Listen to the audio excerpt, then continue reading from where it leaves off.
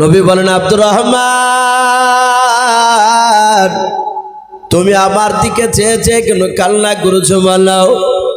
আব্দুর রহমান হাত দুখানা জোড় করে বললেন, নবী বেয়াদবি হলে মাফ করবেন হুজুর, আর 3 মাস ধরে আপনার কাছে পড়াশোনা করে নবী গাও, আপনার হাদিস শুনে অগনবী সকালবেলায় শুনে বৈকাল বেলায় ওই হাদিসটার ব্যাপারে জিজ্ঞাসা করলে আমি ব্রেনে রাখতে পারি না,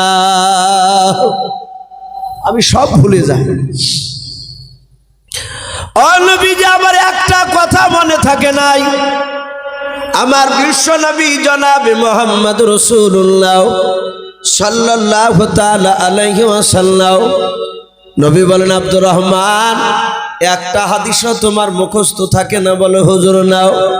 নবী বলেন, শাহবাব এই আব্দুর রহমান তুমি আর দূরে থেকো না, তুমি কাছে চলে এসো। আব্দুর রহমান নবীজির কাছে নামাজের কায়দায় বসে পড়লেন। আল্লাহর নবী দরদি নবী জনাবে মুহাম্মদ রাসূলুল্লাহ সাল্লাল্লাহু তাআলা আলাইহি ওয়াসাল্লাম নবী দরদি নবী আমার মাথা থেকে বাপজি পাগড়িখানা খুললেন। ও বাপজি ভাইরাও, আমার বিশ্ব নবীর বরকতের ব্যাপারে বলা হয়েছে নবীজির পা থেকে বাপজি গোটা শরীর খানাও, এমনকি নবীজি যেই জিনিস হাত দিয়েছেন, যে জিনিসটা ব্যবহার করতেন সেগুলো বরকতে ভরপুর ছিল। বলুন সুবহানাল্লাহ। নবীর গোটা দেহ বরকত, যেটা ঠিকতো সেটা বরকত হয়ে যেত। আল্লাহ রসুল পাগড়ি খানা বাপজির মাথা থেকে নামালেন। নবীজি পবিত্র বাপজি আঙুলটা রসুলের হাত দিয়ে, এই আঙুলটাকে সাদা আঙুল বলা হয়। এই আঙুল দিয়ে নবী আমার ওই রুমালে বাপজি দুটো দাগ টানিয়ে দিলেন। দাগ টানিয়ে দেওয়ার পর বিশ্ব নবীজি ডাক দিয়ে বললেন, ও আব্দুর রহমান আর কেঁদো নাই, পাগড়ি খানা একটু বুকের সাথে তুমি জড়ে ধরলাও। আব্দুর রহমান বলেন, আমি পাগড়ি খানা বুকের সাথে আমি জড়ে ধরলাও। হযরত আব্দুর রহমান তিনি নবীজির পাগড়ি পার সাথে বাবা বুকের সাথে জড়ে ধরার পর উনি গালে মুখে বাপ যে একটু মাখিয়ে চুমা দিয়ে দিলেন। চুমা দেওয়ার পর আব্দুর রহমান বলে, রাসূলুল্লাহ আমার পাগড়ি খানা আবার নিয়ে নিলেন আমার কাছ থেকে, নবীর পাগড়ি খানাও। খুদার কসম করে বলি, সেই দিন থেকে আমি মৃত্যুর আগ পর্যন্ত আমি রাসূলুল্লাহর একটা হাদিসও আমি ভুলি নাই। বলুন সুবহানাল্লাহ। এই জন্য বাপজি বুখারী তিরমিজি নাসাই শরীফ এক কথা 86 হাদিস, এই 86 হাদিস বাদ দিয়েও আরো বহু হাদিসের কিতাব আছে। প্রতিটা হাদিসে শুধু হাদিস পাওয়া যায় এই আব্দুর রহমানের। হাদিসে লিখেছে প্রায় 5000-এর উপরে বাপজি বেশি এই আব্দুর রহমান তিনি হাদিস বয়ান করেছিলেন। বলুন আলহামদুলিল্লাহ। এই আব্দুর রহমানের নামটা রাসূলুল্লাহ দিয়েছিলেন। হাদিসে এসেছে তাফসীরে, এই আব্দুর রহমান তিনি বিড়ালকে ভালোবাসতেন, বিড়ালের বাচ্চা। আমরা এখানে অনেক বাপজি ভাই রয়েছি, আপনাদের হয়তো জানা থাকতে পারে, আমাদের সন্তানদের অনেকের জানা নাও থাকতে পারে। আমরা 2 চাকা 4 চাকা অনেকই গাড়ি চালাই। অনেক মুসলমান ঘরের ছেলেদেরকে দেখা যায় অমুসলিমরা, ওরা তো কোরআন হাদিস বুঝে না, ওদেরটা বাদ দিতে হবে। কিন্তু আমরা মুসলমান ঘরে জন্ম নেওয়ার পরেও রাস্তা দিয়ে যদি বাপজি দেখতে পায় বিড়াল, যদি বুঝতে পারে বিড়াল এক সাইডে বসে আছে, ড্রাইভার চেষ্টা করে বিড়ালটাকে বাপজি তার দিক দিয়ে চাকা তুলে তাকে মেরে ফেলার। যদিও মারতে না পারে, যদি বিড়াল বাম দিক থেকে ডান দিকে চলে যায় অমনি সাথে হাতে পাবে যে বিপদ। ডান দিক থেকে বাম দিকে গেলে বলে যে বিপদ। মারতে না পারলে শিয়াল হোক কিংবা বিড়াল, দেখা যায় বাপজি আপনার ওই গাড়িকে থামিয়ে দেয়, দিয়ে কাছে এমনি করে ইন্টু চিহ্ন দেয়, যাকে গুণ চিহ্ন বলি। বলে ভাই করলে কেন? বলে বিপদ আসতো তাই সেটা কাটিয়ে দিলে। এই বিপদ তো আমার বাপের বাড়ি থেকে আসে না সবারই, ওটা আল্লাহর তরফ থেকে আসে। অনেকে বাপজি ডান দিকে থুতু ফেলে, আমরা অনেক ড্রাইভারকে দেখেছি থুতু ফেলে 3 বের। বাপজি এগুলো পুরো হচ্ছে শিরিক। শিরিক অনেক রকমের আছে। নামাজ আমরা যে পড়ি বাপ, বুঝে আসছে না কিয়ামতের ময়দানে আল্লাহ না করুক আমাদেরকে বিপদে না ফেলুক, সেদিন ধরা পড়বো আমরা যে আমরা চলতে ফিরতে গিয়ে কত রকমের শিরিক করে ফেলছি আমরা। আর আল্লাহ বলেছেন ইন্না শিরকালা জুলমুন আযীম, শিরিকের গুনাহ হচ্ছে মারাত্মক গুনাহ। অন্য গুনাহ আল্লাহ ইচ্ছা করলে মাফ করবেন, কিন্তু শিরকের গুনাহ আল্লাহ মাফ করবেন না। এত শিরকের গুনাহ বাপজি আমার সোনা লালেরাও, নামাজ আমরা পড়ি অনেক সময় লোক দেখানো নামাজ হয়ে যায়। এই লোক দেখানো নামাজ এটাও বলা হয়েছে শিরিক হয়ে যাবে। ওমরে ফারুক রাদিয়াল্লাহু তাআলা আনহুর জামানার একটা ঘটনা। একজন সাহাবা উমর বলছেন আমি গেলাম রাসূলুল্লাহর কবর জিয়ারত করতে। দেখছি রাসূলুল্লাহর কবরের পাশে দাঁড়িয়ে এক সাহাবা রাসূলুল্লাহর বাপজি দরবার কাঁদছে। উমর বলেন এই নবীজির দরবারে এখানে বসে বসে কাঁদছে কেন? উনি বলছেন ওগো আমিরুল মুমিনিন উমর ইবনুল খাত্তাব, আমি কাঁদছি এই কারণে আমি রাসূলের মুখ থেকে শুনেছি নামাজ যদি লোক দেখানো হয় সেটা শিরক হয়ে যাবে। আমি জানি না আল্লাহর দরবারে আমি যে নামাজ পড়ি সে নামাজগুলো আল্লাহর দরবারে কবুল হয় না লোক দেখানো হয়ে যায়। যদি লোক দেখানো হয় তাহলে তো আমি শিরকের মধ্যে পড়ে যাচ্ছি। একজন সাহাবা হয়ে ভয় করতে, কিছু মনে করবেন না বাপ, আলেম বলেন আর এমনি মানুষই বলে। আমরা বাড়িতে নামাজ পড়লে 4 রাকাত নামাজ লক্ষ্য করে দেখা যায় 2 থেকে 2.5 মিনিটে হয়ে যায়। আর ওই 4 রাকাত নামাজ মসজিদে পড়তে গেলে আমাদের 5-6 মিনিট সময় লাগে। এখানে 2 রকমের নামাজ হয় আমাদের। ইমানদার বাপজি তাদের 2 রকম হবে না, তাদের অপর ভিতর সবই এক হবে। বলুন আলহামদুলিল্লাহ। এটা হচ্ছে ইমানদারদের লক্ষণ। তা আমি বলছিলাম এই আব্দুর রহমান বিড়ালের বাচ্চাকে তিনি ভালোবাসতেন, এভাবে বগল করে নিয়ে বেড়াতেন। আজকে আমি যে মাদ্রাসা পড়াই ধনাইপুর উহার পড়াই, সকালবেলায় বাপজি মাদ্রাসা যাচ্ছি তো একটা ছেলে বিড়ালের বাচ্চাটা অফিস ঘরে ঢুকেছে। আমাদের আরো অনেক ওলামা আছে শিক্ষকরা, তো বিড়াল ঢুকেছে আমি দেখতে পাই। তো ছেলেটা বলছে হুজুর একটু সরেন তো হুজুর। বলে কেন বাপ? যে একটা বিড়ালের বাচ্চা আছে ধরবো, খাও। যাহার বাপে বিড়াল কোথায় পালি? তো যে গত কালকে না 4-5 দিন হলে একটা বিড়ালের বাচ্চা ওর মাকে মেরে ফেলাইছে একটা বাচ্চা ছেলেতে, দিয়ে ওই বিড়ালের বাচ্চাটাকে নিয়ে এসেছে।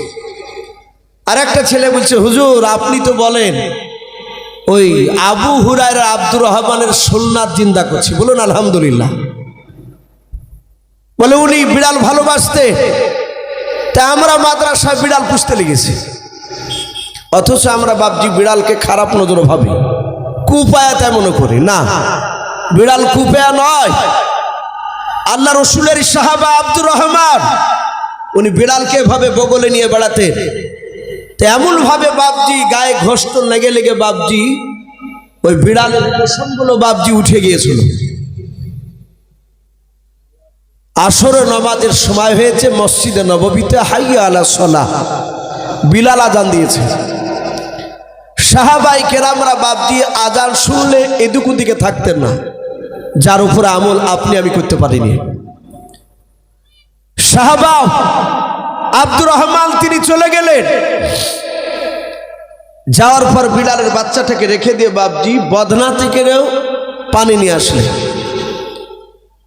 অজু করতে লাগলে রাসূলুল্লাহ মসজিদে নববীর দরজায় তিনি বসে, নবীজি বসে বসে দেখছে আব্দুর রহমানের অজু করা। বিড়ালের বাচ্চা পাশে রেখেছে। যখনই বাপজি 2 হাতকে ধুলেন কবজি পর্যন্ত, যেবা আমরা ধুই, আর বিড়ালের বাচ্চাটা পিপাসিত অবস্থায় ছিল, পানি পান করতে যাচ্ছে। হাত দিয়ে বাপজি এইভাবে সরে দিছে। আবার পান করতে যাচ্ছে, আবার সরে দিচ্ছে। এইভাবে কেতাবে লিখেছে প্রায় কহিনা পর্যন্ত হাত ধুয়ে ফেলাচ্ছেন উনি, ওই আব্দুর রহমান। রাসূলুল্লাহ তখনও বাপজি কিছু বলেন না। আব্দুর রহমান দেখলেন এ তো শুনে না, এ তো পানি না খেয়ে ছাড়বে না, তখন বদনাটাকে বাপজি আপনার একটু কাজ করে দিলেন। এভাবে কাজ করে দিয়ে বলছে লেখা। এই জাহাতে বাপজি লেখা বলিয়েছে, আর বিড়ালের বাচ্চাটা তৃপ্তি সহকারে পানি পান করলো। বিশ্ব রসুল পেছন দিক থেকে মুচকে মুচকে হাসছে। আর আল্লাহ বলেছেন আমার রসুল যার উপরে খুশি হয়ে যায়, এই যে মুচকে হাসি, এটা খুশির লক্ষণ না বেজারের লক্ষণ? কথা বলে খুশির লক্ষণ। নবীজি মুচকে হাসি দিয়ে বলেন, এই আবু হুরায়রা। রসুলের ভাষা ছিল আরবি, কোরআন আরবি। নবীজি আরবিতে বলেন, এই বিড়ালের বাপ আবু হুরায়রা। এটা যদি বাংলা ভাষা হতো নবীর, তাহলে নবী আবু হুরায়রা বলতেন না, এই বিড়ালের বাপ তাই বলতেন। সারা পৃথিবীর উলামে কেরাম, মুহাদ্দিসিনে কেরাম, শাইখেনে কেরাম, হুফাইজিনে কেরাম, মুকারিনে কেরাম, সবাই বাপজি দেখেন আপনার পরে ওয়ান আবি হুরায়রা তা ক্বালা নবী সাল্লাল্লাহু আলাইহি ওয়াসাল্লাম। কেউ বাপজি কাটাতে পারে না। এইভাবে বাপজি রাসূলুল্লাহ এই বেঈমান, এই যে আবুল হাকাম জ্ঞানীগুণীর বুদ্ধিজীবীর বাপ যে লোকেরা বলতো, এর নামটা রাসূলুল্লাহ বাপজি দিয়েছিলেন। নবীজি এমনি এমনি দেয়নি। এর উপরে তো রাসূলুল্লাহ খুশি হয়ে দিয়েছিলেন আবু হুরায়রার উপরে। আর আবু জেহেল এই বেঈমানের উপরে নবী দুঃখ করে বাপজি তার লাকাব দিয়েছিলেন। এই আবু জেহেল রাসূলুল্লাহকে এত জ্বালিয়েছিল, নবীজিকে এত বাপজি আপনার কষ্ট দিয়েছিল। কেতাবে লিখেছে বেঈমান এ আবু জেহেল, এ আবুল হাকাম, এই রাসূলুল্লাহকে বাপজি জানার পরও, জানতো কিনা আখিরি জামানার রাসূল, জানার পরও বাপজি রাসূলুল্লাহকে অপমান করার চেষ্টা করেছে। এখনো আছে এক শ্রেণীর মানুষ, দাড়িওয়ালা টুপিওয়ালা লোক দেখলে বাপজি টিটকারি মারে। খামাখায় বাপজি রাস্তা দিয়ে চলে গেলে অনেক টিটকারি মারে। আল্লাহ রাসূল বলেছে সবর করো। আজ ওরা টিটকারি মারছে, কিয়ামতের ময়দানে ওরা বুঝবে টিটকারি মারার পরিণাম কি হবে। তা এ বেঈমান আবু জেহেল তার অর্ধাঙ্গিনী বিবিকে ডেকে বলল, বিবি একটু দেখধিনি বাড়ির বাইরে কেউ আছে কিনা। তার বিবি বাড়ির বাইরে দেখলো কেউ নেই। আবু জেহেলের স্ত্রী এসে বলল, ওগো স্বামী কেউ নাই গো, বাড়ির আশপাশে কেউ নাই। বলে না, বলে বিবি দরজা লাগিয়ে দাও। দরজা লাগিয়ে দিল। বেঈমান আবু জেহেল আগুনে অর্থাৎ উঠোনের দিকে তাকে দেখিল ছোট ছোট বাপজি পাথরগুলোকে বাপজি আপনার কুচেলি পাথর বলে আমরাও,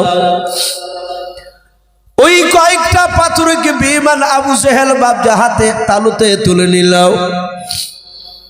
বাম হাত থেকে ডান হাতের ভিতর নিল, নেয়ার পর এইভাবে মোট বাঁধার পর পাঞ্জাবির পকেটে বেঈমান আবু জেহেল ভরে নিল। ভরে নেওয়ার পর আমার বিশ্ব নবী কোথায় আছে আবু জেহেল লোককে জিজ্ঞাসা করতে লাগল। লোকেরা বলল সামনের দিকে চলে যাও। যেমন বাপজি আপনাদের ব্যাটকে মারি, বাপজি আপনারা চিন্তালা মোড় রয়েছে, আপনাদের কালোপুরের মোড় রয়েছে। বাবা বলল সামনে মোড়ে দেখো গা, ওই আব্দুল্লাহর সন্তানকে দেখতে পাবা। আবু জেহেল গিয়ে দেখল নবীজি 8-10টা লোকের সামনে বাপজি বয়ান করেছিলেন। বেঈমান আবু জেহেল বিশ্ব নবীর কাছে গিয়ে বলেছিল, ভাতিজা ও ভাতিজাও, আজ কয়েকদিন হলে তুমি নবুয়ত দাবি করেছো। বলে হ্যাঁ। আল্লাহর নবী বলেন, আল্লাহ আমাকে ওমা আরসালনাকা ইল্লা রাহমাতাল লিল আলামিন, আমাকে রহমতের ভান্ডার থেকে রহমতের নবী করে পাঠিয়েছে রে বাবা। আবু জেহেল বলল, তুমি যে রহমতের ভান্ডার থেকে রহমতের নবী হয়ে যদি আসো, ওরে ভাতি যাও, তাহলে বলো আমার হাতের ভেতরে কি ভরা আছে একটু বলাও। আল্লাহর নবী বাপজি মৃদু হাসি দিলেন। আল্লাহর নবীর এত সুন্দর বাপজি ব্যবহার ছিল।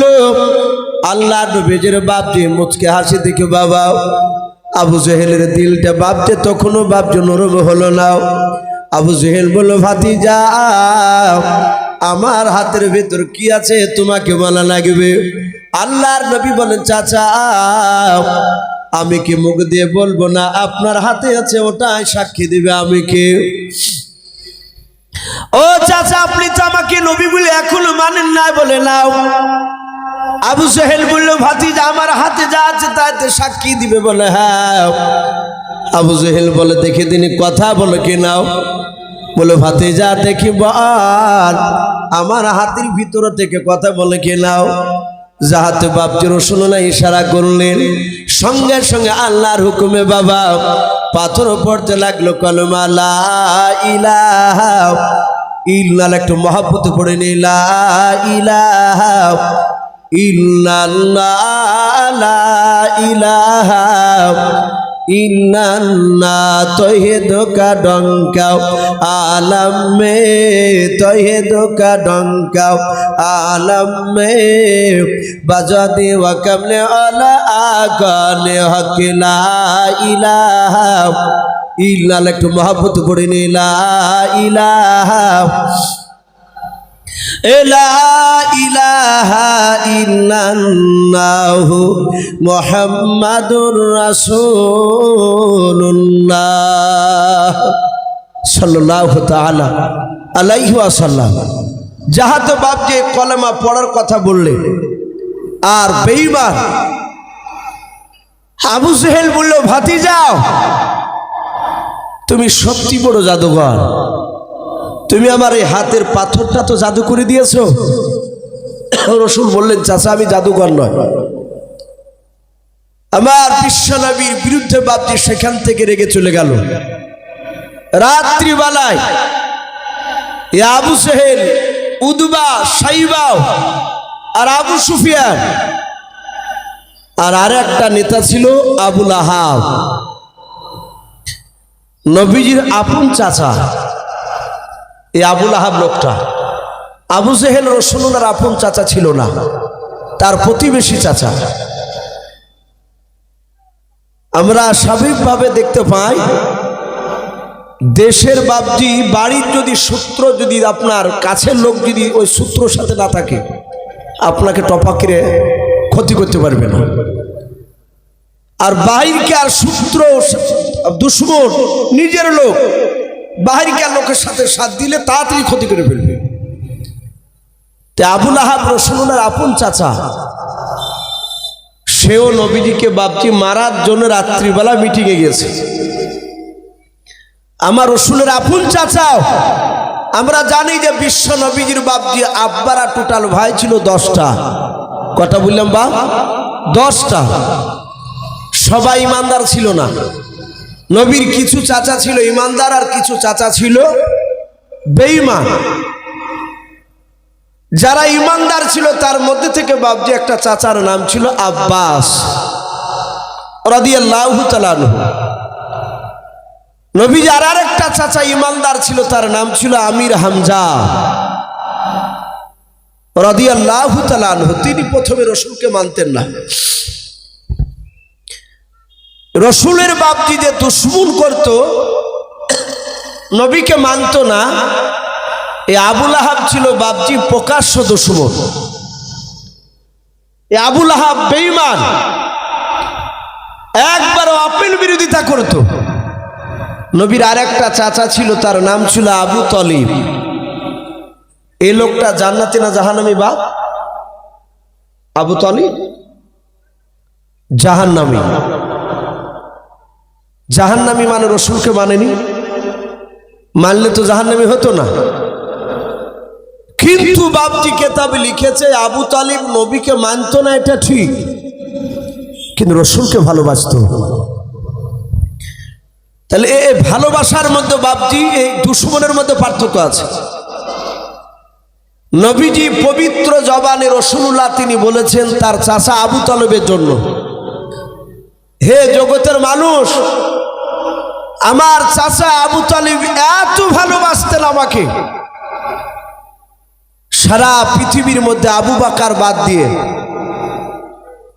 সারা পৃথিবীর সব মানুষের ভালোবাসা যদি এক পাল্লায় হয়, আর আমার এই চাচা আবু তালেবের ভালোবাসা অপর পাল্লায় হলে আমার চাচা আবু তালেবের পাল্লা ভারী হয়ে যাবে। বলুন সুবহানাল্লাহ।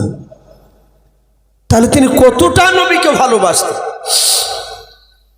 এই ভালোবাসার আলোচনা করতে গিয়ে সিরাতে হালবিয়া বলে বাবজি একটি কিতাব, সেই কিতাবে একটি ঘটনা তুলে ধরেছে। নবীকে কতটা ভালোবাসতেন নবীজির চাচা আবু তালেব। আমরা জানি রাসূলুল্লাহর 40 বছর বয়স যখন হলো, গাড়ি হিরাতে রাসূলুল্লাহর কাছে বাবজি কোরআন নাজিল হলো। কথা সত্য না মিথ্যা বলে? কথা সত্য। তাই বলে নবীজি 40 বছরের আগে নবী রাসূল ছিলেন না, এটা আমাদের আকীদা নয়। আমাদের আকীদা 40 বছর আগেও তিনি নবী রাসূল ছিলেন। কার খাতায় বলে? আল্লাহর খাতায়। কিন্তু মক্কার লোকেরা তিনারা জানতেন না যে ইনি আখিরি জামানার রাসূল, নবুয়তটা প্রকাশ হয়নি। কিন্তু নবীজির চালচলন কথাবার্তা দেখে অনেক জ্ঞানীগুলো লোকরা ভাবতেন ইনি রাসূল হতে পারে। তো নবী যখন 40 বছর বাদে কোরআন নাজিল হলো, সর্বপ্রথম তখন তো নবী জিবরিলকে দেখেনি। কিতাবে লিখেছে কোরআন নাজিল হলো, রাসূলকে বললেন ইকরা বিসমি রাব্বিকাল্লাযী খলাক ইলা আখিরিল আয়া।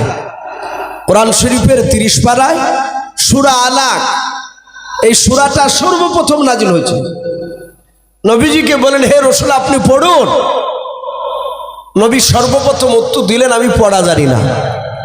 কথা বলে নবী লেখাপড়া জানতেন? কথা বলে নবী পৃথিবীর কোন মানুষের কাছে লেখাপড়া করেনি।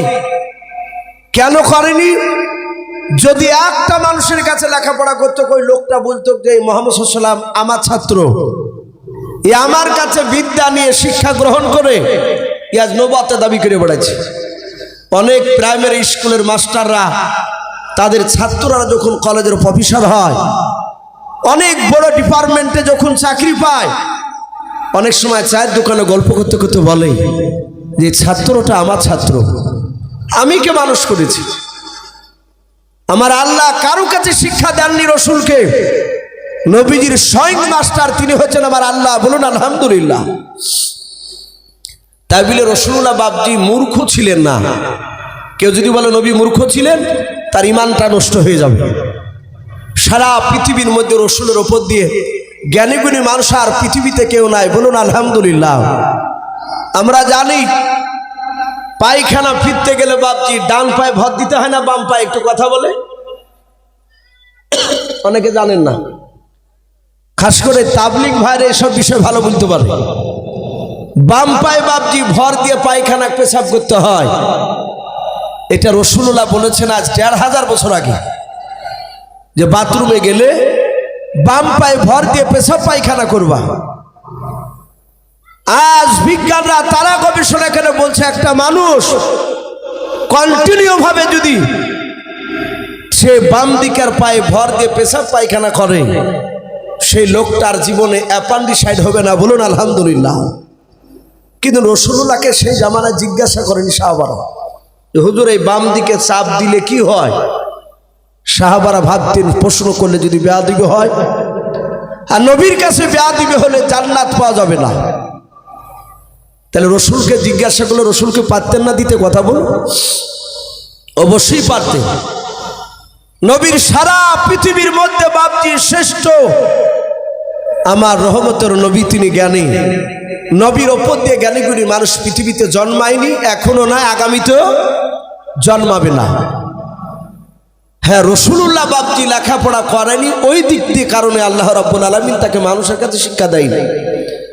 নবীজি কোরআন বাপজি আপনার সেখানে জিবরিল আলাইহিস সালাম রাসূলকে বুকের সাথে ধরে চাপ দিলেন। নবী থরথর করে কাঁপতে লাগলেন। জিবরিল বলেন পড়ুন, নবী পড়তে লাগলেন। কোরআনের 5টা আয়াত সূরা আলাকের মুখস্থ হয়ে গেল। আল্লাহর নবী ওখান থেকে নেমে আসলেন, এসে খাদিজাতুল কুবরা রাদিয়াল্লাহু তাআলা আনহা ডাক দিয়ে নবী বলেন, খাদিজা জাম্বিলুনি জাম্বিলুনি জাম্বিলুনি, খাদিজা আমাকে চাদর দিয়ে তুমি জড়ে দাও। হযরতে খাদিজা বিশ্ব নবীকে চাদর দিয়ে জড়ে দিলেন। আল্লাহর নবীকে ডাক দিয়ে বলেন, ওগো প্রাণের স্বামী, আপনি এভাবে থরথর করে কেন কাঁপছেন বলুন। খাদিজার কাছে নবীজি বয়ান করলেন সব ভাবছে ওই গাড়ি হেরার কথা। খাদিজা মনে মনে চিন্তা করেছেন, আমার সাথে নবীর বিয়ে হয়েছে 25 বছর বয়স পর্যন্ত, আমার তখন বয়স ছিল, খাদিজার বয়স ছিল তখন 40, নবীর বয়স ছিল 25। ওই 25 বছর থেকে নিয়ে বাবা 40 বছর পর্যন্ত বাবা, অর্থাৎ 15 বছর হচ্ছে তো নাকি। এই 15 বছর ধরে নবী গাড়ি হিরা গিয়ে বাবরি ইবাদত বন্দেগী করতেন আল্লাহর। হাদিসে পাওয়া যায় 3 দিন 4 দিন করে আসতেন না। আল্লাহর নবীর অর্ধাঙ্গিনী বিবি খাদিজা ওই গাড়ি হিরায় বাপ যে খাবার নিয়ে যেতেন, নবীকে নিজে হাতে খাওয়াতেন। এখানে জানি না হাজী সাহেব বাপ যে কতজন আছেন, আমি হাজী সাহেবদের মুখে শুনতে পাই এখনো বাপজি গাড়ি হিরায় ওই জমিন থেকে পাহাড়ের চূড়ায় যেখানে কোরআন নাজিল হয়েছিল ওই জায়গায় বাপজি পৌঁছাতে গেলে এখনো প্রায় 1.5 থেকে 2 ঘন্টা সময় লেগে যায়। বলুন আলহামদুলিল্লাহ। এখন তো বাবা জায়গাটা কেটে কেটে বাপজি রাস্তা বানিয়েছে, করেনি রাস্তা, মানুষ হেঁপে গেলে বাপজি তো মিলাই। সেই সময় বাপজি রাস্তা করা ছিল না রে বাবা, প্রায় 3 ঘন্টার উপরে সময় লাগতো। ওই আমার নবীজির এসে বলেন, খাদিজা একটা বড় মানুষ এসে আমাকে এই কথাগুলো শেখালো। খাদিজা ডাক দিয়ে বলেন, আপনার এত শরীর কেন কাঁপছে? বলে প্রচন্ড জ্বর। খাদিজা লেপ চাদর দিয়ে ঢেকে দিলেন। আল্লাহ নবীজির খাদিজা ডাক দিয়ে বলে, স্বামী গো আপনি এখানে শুয়ে থাকুন, আমি একটু বাড়ির বাইরে যাই। বাড়ির বাইরে যাওয়ার পর খাদিজার একটা চাচাতো ভাই ছিল, কে বলেছেন তার চাচা সম্পর্কে হতো, তার নাম ওয়ারকা বিন নাফিল বলে নাম, ওই ইহুদির পণ্ডিত আর আলেম। বলুন আলহামদুলিল্লাহ। ওই আলেম তার কাছে গিয়ে বলেছিল, গো চাচা আর যদি ভাই হয় তাহলে ভাই সম্পর্কে বলেছিল, ভাই আমার স্বামী গাড়ি হেরাতে গিয়েছে, তত্তার করে কাঁপতেছে, একটা বিরাট মানুষকে দেখেছে সেখানে, তার আগে কোনোদিন দেখে নাই। খাদিজার সব মুখের বাপজি শোনান গেল, শুনলেন ঘটনাগুলো। ডাক দিয়ে বলেন, খাদিজা তোমার জীবন ধন্য হতে লেগেছে। বলে কেন? বলে আমার মনে হয় তোমার স্বামী আখিরি জামানার পয়গম্বর হয়ে গিয়েছে। বলুন সুবহানাল্লাহ। খাদিজা ওখান থেকে বাপজি চলে আসলেন। ওয়ারকা বিন নাফিল বলেছিল, গো খাদিজা তোমার স্বামীকে যদি পরীক্ষা করতে হয় তাহলে পরীক্ষা করবাও। নবীর কাছে একটা দূত আসবে, ফেরেশতা আসবে, তার নাম জিবরিল আলাইহিস সালাম। ওই ব্যক্তি খারাপের দিকে তাকাবে না, ভালোর দিকে তাকাবে। বলে তাই নাকি? বলে হ্যাঁ। নবীজির কাছে এসে আবার খাদিজা বাপজি জড়িয়ে ধরলেন। নবী বলেন, খাদিজা তুমি আমাকে একটু বুকের সাথে তুমি পাদা মেরে জুড়ে ধরাও। খাদিজা নবীকে বাপজি বুকের সাথে জুড়ে ধরলেন। বলে স্বামী গো ভয় করবেন না, চিন্তিত হবেন না। আল্লাহর নবী বলেন, খাদিজা যে লোকটা গাড়ি হিরায় আমার সঙ্গে কথা বলেছিল ওর বুকের সাথে আমার বুকটাকে ধরে চাপ দিল রে খাদিজা, তখন মনে হচ্ছিল আমার বুকের বাতাগুলো চূর্ণ বিচূর্ণ হয়ে যাচ্ছে। ওরে খাদিজা ওই দেখো লোকটা আমার দিকে চেয়ে চেয়ে মুচকে মুচকে হাসতেছে। বলুন সুবহানাল্লাহ। খাদিজা বাপজির সাথে দরজা বন্ধ করে দিলেন, জানালা বন্ধ করে দিয়ে বলুন, স্বামী আর দেখতে পাচ্ছেন? বলে হ্যাঁ। ফেরেশতাকে কে দরজা বন্ধ করে বাপজি আড়াল করা যায়? কখনোই না। লাস্টে খাদিজা বাপজি পরীক্ষা করলেন, দেখে দিনে ব্যক্তিকে সাতাত এখানে যাও, একটু পর্দা থেকে বাপজি আপনার টাকনো নিচ থেকে বাপজি একটু যাতে কাপড়টা বাপজি তুললেন। নবী বলেন খাদিজা, ওই লোকটাকে আর দেখতে পাওয়া যায় না। খাদিজা বাপজি রাসূলুল্লাহকে বাপজি পাজা মেরে জুড়ে ধরলেন। আল্লাহ রাসূলকে জুড়ে ধরার পরে কানে মুখে চুমা দেন আর হাসেন। নবী বলেন খাদিজা, কি ব্যাপার, তুমি পাগলিনীর মতো করেছে কেন? খাদিজা বললাম। খাদিজা ডাক দিয়ে বলে, হুজুর আমি পাগলিনী নয়, ও নবীজি মাফ করবেন, আর ভয় করবেন না। নবী গো আমি ভাগ্যবতী রমণী খাদিজা। বলে কেন? বলো হুজুর আপনি সারা পৃথিবীর পয়গম্বর হয়ে গিয়েছেন, বলুন সুবহানাল্লাহ। ওগো নবী, যেই লোকটা আপনার সাথে দেখা করেছিল, যেই লোকটাকে দেখতে পাচ্ছিলেন, ওই লোকটা পৃথিবীর কোনো মানুষ নয়, শয়তানও নয়, ওই ব্যক্তি আল্লাহর ফেরেশতাও। ও নবী, আপনার উপর কোরআন নাজিল হয়ে গিয়েছে। আল্লাহর নবী বলেন, হ্যাঁ এই কথা তো আমাকে জিবরিলও বলেছিলেন, ওই লোকটাও বলেছিলেন। ও বাপজি ভাইয়েরাও, আল্লাহর নবী সেদিন থেকে বাপজি খাদিজাকে কলমের দাওয়াত দিলেন। কিতাবে লেখা আছে আল্লাহর নবীজিকে বাপজি চাদর দিয়ে ঢেকে দিয়েছেন। আল্লাহর নবী বলেন, খাদিজা তুমি আমাকে আর একটু চেপে ধরাও। খাদিজা বলে নবীকে চেপে ধরলাম, দেখলাম নবীর পা থেকে মাথা পর্যন্ত চাদর দিয়ে ঢেকে দিয়েছে। নবী আমার চাদরের ভিতর থেকে গুনগুন করে কান্না করে। আল্লাহর নবীর অর্ধাঙ্গিনী বিবি খাদিজাও ডাক দিয়ে বলেন, ওগো প্রাণের স্বামী আপনি এখন কেন কাঁদছেন বলেন? নবী বলেন, খাদিজা ও খাদিজা শুনে নাও, আমাকে আল্লাহ নবুয়ত দান করে দিয়েছে বলে। হ্যাঁ খাদিজা রে, নবুয়তের দাবি আমার উপর চলে এসেছে, নবুয়তের দায়িত্ব দিয়েছে খাদিজা। আমি কার কাছে কলমার দাঁত দিব, আমাকে কে নবী বলে মানবে বলো? হযরত খাদিজা আস্তে করে বলছেন, নবী চিন্তা করবেন না, কে মানলো আর না মানলো, ও আমার রাসূল শুনে নাও। আপনার অর্ধাঙ্গিনী বিবি খাদিজা, সর্বপ্রথম আপনাকে আমি নবী বলে মেনে নিলাম, বলুন সুবহানাল্লাহ। নবীজির বিবি খাদিজা বলেন, আমি কলমা পড়ে নিলাম। নবী আমার চাদরখানা বাপজি টান মেরে ফেলে দিয়াও। আল্লাহর নবী বাপজি দৌড়াতে লাগলেন আবু জেহেলের কাছে কলমার দাওয়াত দিতে, উতবা সাইবার কাছে কলমার দাওয়াত দিতে। বাবা এভাবে মক্কার অলিগলিতে বাপজি দাওয়াত দিতে বের পড়লেন। নবীজির বিরোধিতা বাপজি শুরু হয়ে গেল। আল্লাহর নবীকে সবাই আল আমিন বলে ডাকতো। নবী যতদিন নামাজের কথা বলেন না, আল্লাহর নবীজি যতদিন বাপজি তাবলীগ করেন নাই রে বাবা, হক কথা আল্লাহ রাসূল যখন বলতে লাগলেন, নবী আল্লাহর দিকে যখন ডাকতে লাগলেন, মক্কার ছোট বড় সবাই বাপজি নবীর বিরোধিতা শুরু করে দিল। আল্লাহ রাসূলকে আল আমিন বলে ডাকেন নাই। আল্লাহর নবীর এইভাবে বাপজি কলমার দাওয়াত দিতে দিতে দিতে দিতে দিতে দিতে দিতে বাবা 14 দিন চলতেছে। সেই সময় নবী মক্কা নগরে কলমার দাওয়াত নিয়ে গিয়েছে বাবা। 8-9টা লোককে কলমার কথা শোনাছিলেন। তারা একেবারে গরিব মানুষ, তারা সবাই নবীর কথাগুলো শুনছিলেন। আর ওই সময় উতবা সাইবা আর আবু সুফিয়ান, তখন আবু সুফিয়ান বাপজি ঈমান আনে না নাই। এই আবু সুফিয়ান আর আবু জেহেল বাপজি যাওয়ার পর আল্লাহ রাসূলের কাছে গিয়া নবীকে ডাক দিয়ে বলেছিল, আমরা ছিলেন মুহাম্মদ, বলুন সাল্লাল্লাহু তাআলা আলাইহি ওয়াসাল্লাম, তোকে আমরা গতকালকেও বারণ করেছিলাম বাপের বিরুদ্ধে কথা বলবে না, আমাদের বাপ দাদার আমলে যা করে এসেছে তাই করবে, এগুলো বাদ দেব না। আমাদের বাপ দাদার বিরুদ্ধে কথা বলবি না, নতুন কলমার দাওয়াত দিবি না।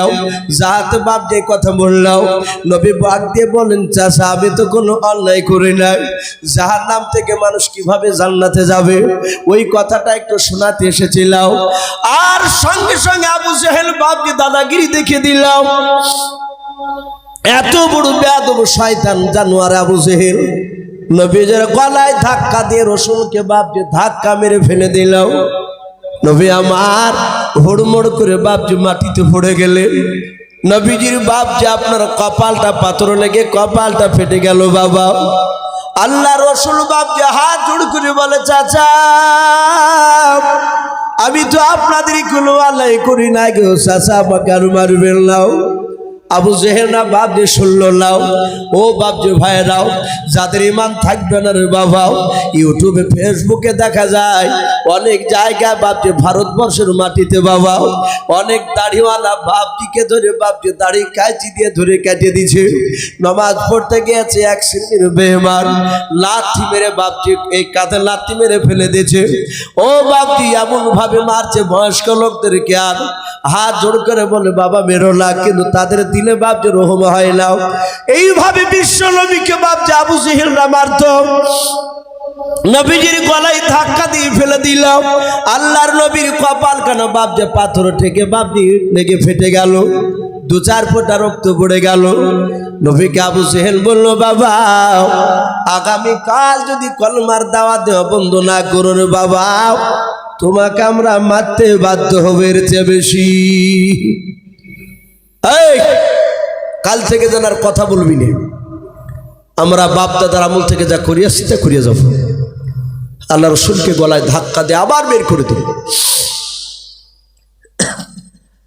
ওই সময় বেঈমান আবু জেহেল বাপজি ওই জায়গাতে দাঁড়িয়ে ছিল, আর নবীর আপন চাচা বাবা সেই আবু তালিব উনি যাচ্ছিলেন। আবু জেহেলকে দেখে ডাক দিয়ে বলেছিল আবু জেহেল ভাই কি ব্যাপার, নেতাগুলো এক জায়গায় দেখা যাচ্ছে? বলে হ্যাঁ। আবু জেহেলের মনটা ভারী। নবী বলেন, নবীর চাচা আবু তালিব বলেন ওগো ভাই আবু জেহেল মনক্ষণ অবস্থায় দাঁড়িয়ে আছে কেন, চরম চিন্তিত দেখা যায়। ডাক দিয়ে বলেছিল হ্যাঁ ভাই তুমি কি জানো না তোমার ভাতিজা আজ 14 দিন ধরে আমাদের বাপ দাদার বিরুদ্ধে কথা বলে। এই তুমি জানো না সব খবর? রসুলের চাচা বলে আমি জানি, কিন্তু আমি তো তাকে মানি নাই। বলে তাকে মানো না? বলে না। বলে কি করো তুমি? বলে আমি আমার বাপ দাদা ধর্মের উপরে ইমান অটুট, আমার বাপ দাদার উপরে আছে, ইমান নিয়ে আছে। আমি জানি সে নতুন কলেমার দাওয়াত দিয়ে বেড়াচ্ছে এতটুকু। আবু জেহেল বললে আবু তালিব শুধু তোমার ভাতিজা বলে কিছু বলি নাই, আগামী কাল থেকে যেন তোমার ভাতিজা কলেমার দাওয়াত না দেয়, যদি দেয় তাহলে তোমার ভাতিজাকে প্রকাশ্য লোকের সামনে আবার ধরে মারব। আমার বিশ্ব নবীর চাচার চোখে পানি চলে আসে। আবু জেহেল কাকে মারতে চাইল বা? কার নাম করলে? আল্লাহ রসুলকে ডাক দিয়ে বলল শুনে নাও, এই তোমার ভাতিজাকে মারব। আবু তালিবের মনে হচ্ছে আসমান থেকে আসমান খসে পড়ে যে চরকায়ের উপরে, তার ভাতিজাকে মারব বলেছে। আবু তালিব বলে চিন্তা করো না, আমাকে অভিভাবক বলে মানে, আমি আজ রাত্রিবেলায় গিয়ে আমার ভাতিজাকে বারণ করলে আশা করি আর কলেমার দাওয়াত দিবে না। ভালো ভাই আবু তালিব ওইটা যেন হয়, কারণ আবু জেহেল যেমন এক গোত্রের নেতা, অনুরূপভাবে এই আবু তালিবও কুরাইশ বংশের বড় নেতা, বড় নেতা, শক্তিশালীও ছিলেন। হযরতে এই আবু তালিব বলল ভাই চিন্তা না, আমি বারণ করবো আজকে। আবু জেহেল বলে আবু তালিব যদি তোমার ভাতিজা আমাদের বাপ দাদার বিরুদ্ধে কথা না বলে তাহলে তোমার ভাতিজাকে 3টে পুরস্কার দিব। নবীজি বলেন, নবী চাচা বলেন কি কি? বলে 1 নম্বর গোটা মক্কা নয় আরবের মধ্যে উচ্চ সম্মানের অধিকারী করব। 1 নম্বর সম্মানী ব্যক্তি তোমার ভাতিজা হবে। 2 নাম্বার 200টা উট দিব। 3 নাম্বার মক্কা নগরে আমাদের খাজুর বাগান যেটা চাইবে সেটাই তাকে দেওয়া হবে, তার বিনিময়ে টাকা লাগবে না। হে আবু তালিব 3টে জিনিস পেয়ে গেলে বলো তার জীবনে কি দরকার আছে? বলে আর কিছু নেই, ওগুলা হয়ে গেলেই তো বিরাট ব্যাপার। আমরা স্বাভাবিক মানুষ ভাবছি একটা বড় দোকান ব্যবসা যদি চলে 10 বিঘা জমি হয়ে গেলি আমরা বিরাট কিছু মনে করি যে আমাদের আর দরকার না। কিন্তু আবু তালিব বলল আর অসুবিধা নাই, 200টা উট, বড় খাজুরের বাগান আর উচ্চ সম্মানের অধিকারী, 3টে তো দামি জিনিস দিচ্ছ, আজই যে বলবো। আল্লাহর নবীজি মক্কা নগর থেকে কলমার দাওয়াত দিয়ে বাড়ি গিয়েছেন। আবু তালিব বাড়িতে যাওয়ার পর তার অর্ধাঙ্গিনী বিবিকে ডাক দিয়ে বলেছিল, ওগো আমার বিবি শুনে নাও, একটা বাসনে 2টো মানুষের মতো খাবার খুন আজকে। ডাক দিয়ে বলেছিল, স্বামী এতদিন আপনি বলেন নাই, বহুদিন আগে আপনি একটা বাসনে 2টে মানুষের খাবার খুলতে বলতেন। বলে বিবি শুনে নাও, বহুদিন ধরে আমার ভাতিজাকে নিয়ে খাবার খাইনি, যাও খাবার খোলো। খাবার খোলা হলো। আল্লাহর নবীজিকে ডাক দিলেন, ভাতিজা তুমি আমার ঘরে এসো। আল্লাহ রসুল এসে বললেন, চাচাজি ডাকলেন? বলে হ্যাঁ বাবা। আল্লাহর নবীকে খাবারের সামনে বাপজি বসতে বলে নবীজি বসে বললেন। দরদি নবী বলেন, বাবা খাবারের সামনে বসে যাও। আবু তালিব মনে মনে চিন্তা করলো, মাওলা আমি যদি খাবার খাওয়ার আগে যদি আমার ভাতিজাকে যদি কথাটা বলি, আমার মনে হয় ভাতিজা হয়তো দুঃখ করে আর খাবার খাবে না। না, আমি একে খাবার খাওয়ার আগে বলা যাবে না। এখান থেকে একটা শিক্ষা নেওয়া দরকার বাপজি আমাদের। অনেক সন্তান আমাদের বাপজি অন্যায় করে, আমরা বাপরা রাগে থাকতে না পেরে বাড়ি থেকে বের করে দিই। বাপ চলে যায়, মা বাহির থেকে ডেকে নিয়ে এসে ছেলেকে খেতে দেয়। 2-3 বার খাবার খাওয়া হয়েছে মুখে, আর অমনি ওই সময়তে বাপ যে আবার চলে এসেছে, তার বাপ এসে বলে একে খেতে কে দিয়েছে? মা ভয় থরথর করে কাঁপে, হয়তো মারবে বুঝি। ছেলেকে কাছে গিয়ে বলে আমি দিয়েছি খেতে। অনেক পুরুষ তার স্ত্রীকে মেরে দেওয়ার আগে বেটার সামনে থেকে খাবার বাসনকে কেড়ে নেয়। সকালবেলায় শোনা যায় ওই সন্তান হয় গলায় দড়ি দিয়েছে, নাহলে বিষ খেয়ে মারা গিয়েছে। অনেক জায়গায় এরকম ঘটে। এই জন্য বাপজা আমার মনে হয় যে খাবার খেতে দিয়ে খাবার টেনে নেওয়া পৃথিবীতে মনে হয় এর উপর দিয়ে আর বড় আঘাত নাই। সন্তান দোষ করেছে, সে তো আবুঝ বুঝে না। এই সন্তান খাবার খাক, তারপরে তাকে হিকমতের সহিত কথা বলে। আমরা কথা বলতে জানি না বাপ, কোরআন যেভাবে কথা বলতে বলেছে সেভাবে আমরা কেউ বলিনি। সূরা লুকমানে আমি এখানে ঢুকছিলাম, আপনাদের এখানে মনে হয় সম্ভবত হেলাল উদ্দিন বলে একটা ছেলে, তিনি সূরা লুকমানের একটা কথা বলছিলেন। ক্বালা ইয়া বুনাইয়া লা তুশরিক বিল্লাহ। একজন লোকমান হাকিম, বিরাট জ্ঞানগুণী মানুষ, তার এই নসিহতটা আল্লাহ এত পছন্দ করেছিলেন যে কোরআনে তার নাম দিয়ে দিয়েছে। বলুন আলহামদুলিল্লাহ। এই লোকমান হাকিম, সে নবী ছিলেন না, বেশিরভাগ উলামারা লিখছেন তিনি নবী ছিলেন না, তিনি ওলি ছিলেন, আল্লাহর বিরাট বুজুর্গ।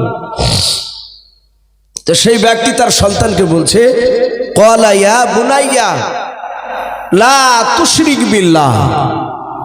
ক্বালা ইয়া বুনাইয়া, হে আমার কলিজার টুকরা সন্তান, হে আমার কলিজার টুকরা বেটা, লা তুশরিক বিল্লাহ, খবরদার আল্লাহর সাথে শরীক করো না। এই যে কলিজার টুকরা বেটা, এই কথাগুলো আমরা কখন বলি দেখতে পাওয়া যায়? ওই ছেলে যখন কোলে থাকে, 1-1.5 বছরের বাচ্চা, 2 বছরেও আমার কলিজার টুকরা বেটা, আমরা তাই বলি। কথা শুনে বলা হয়েছে ওরকম বাচ্চাকে মনে নিষেধ করছেন না।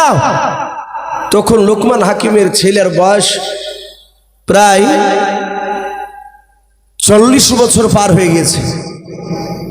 তাহলে কত মিষ্টি আওয়াজ আমাদের ছেলে শুনবে কি করে?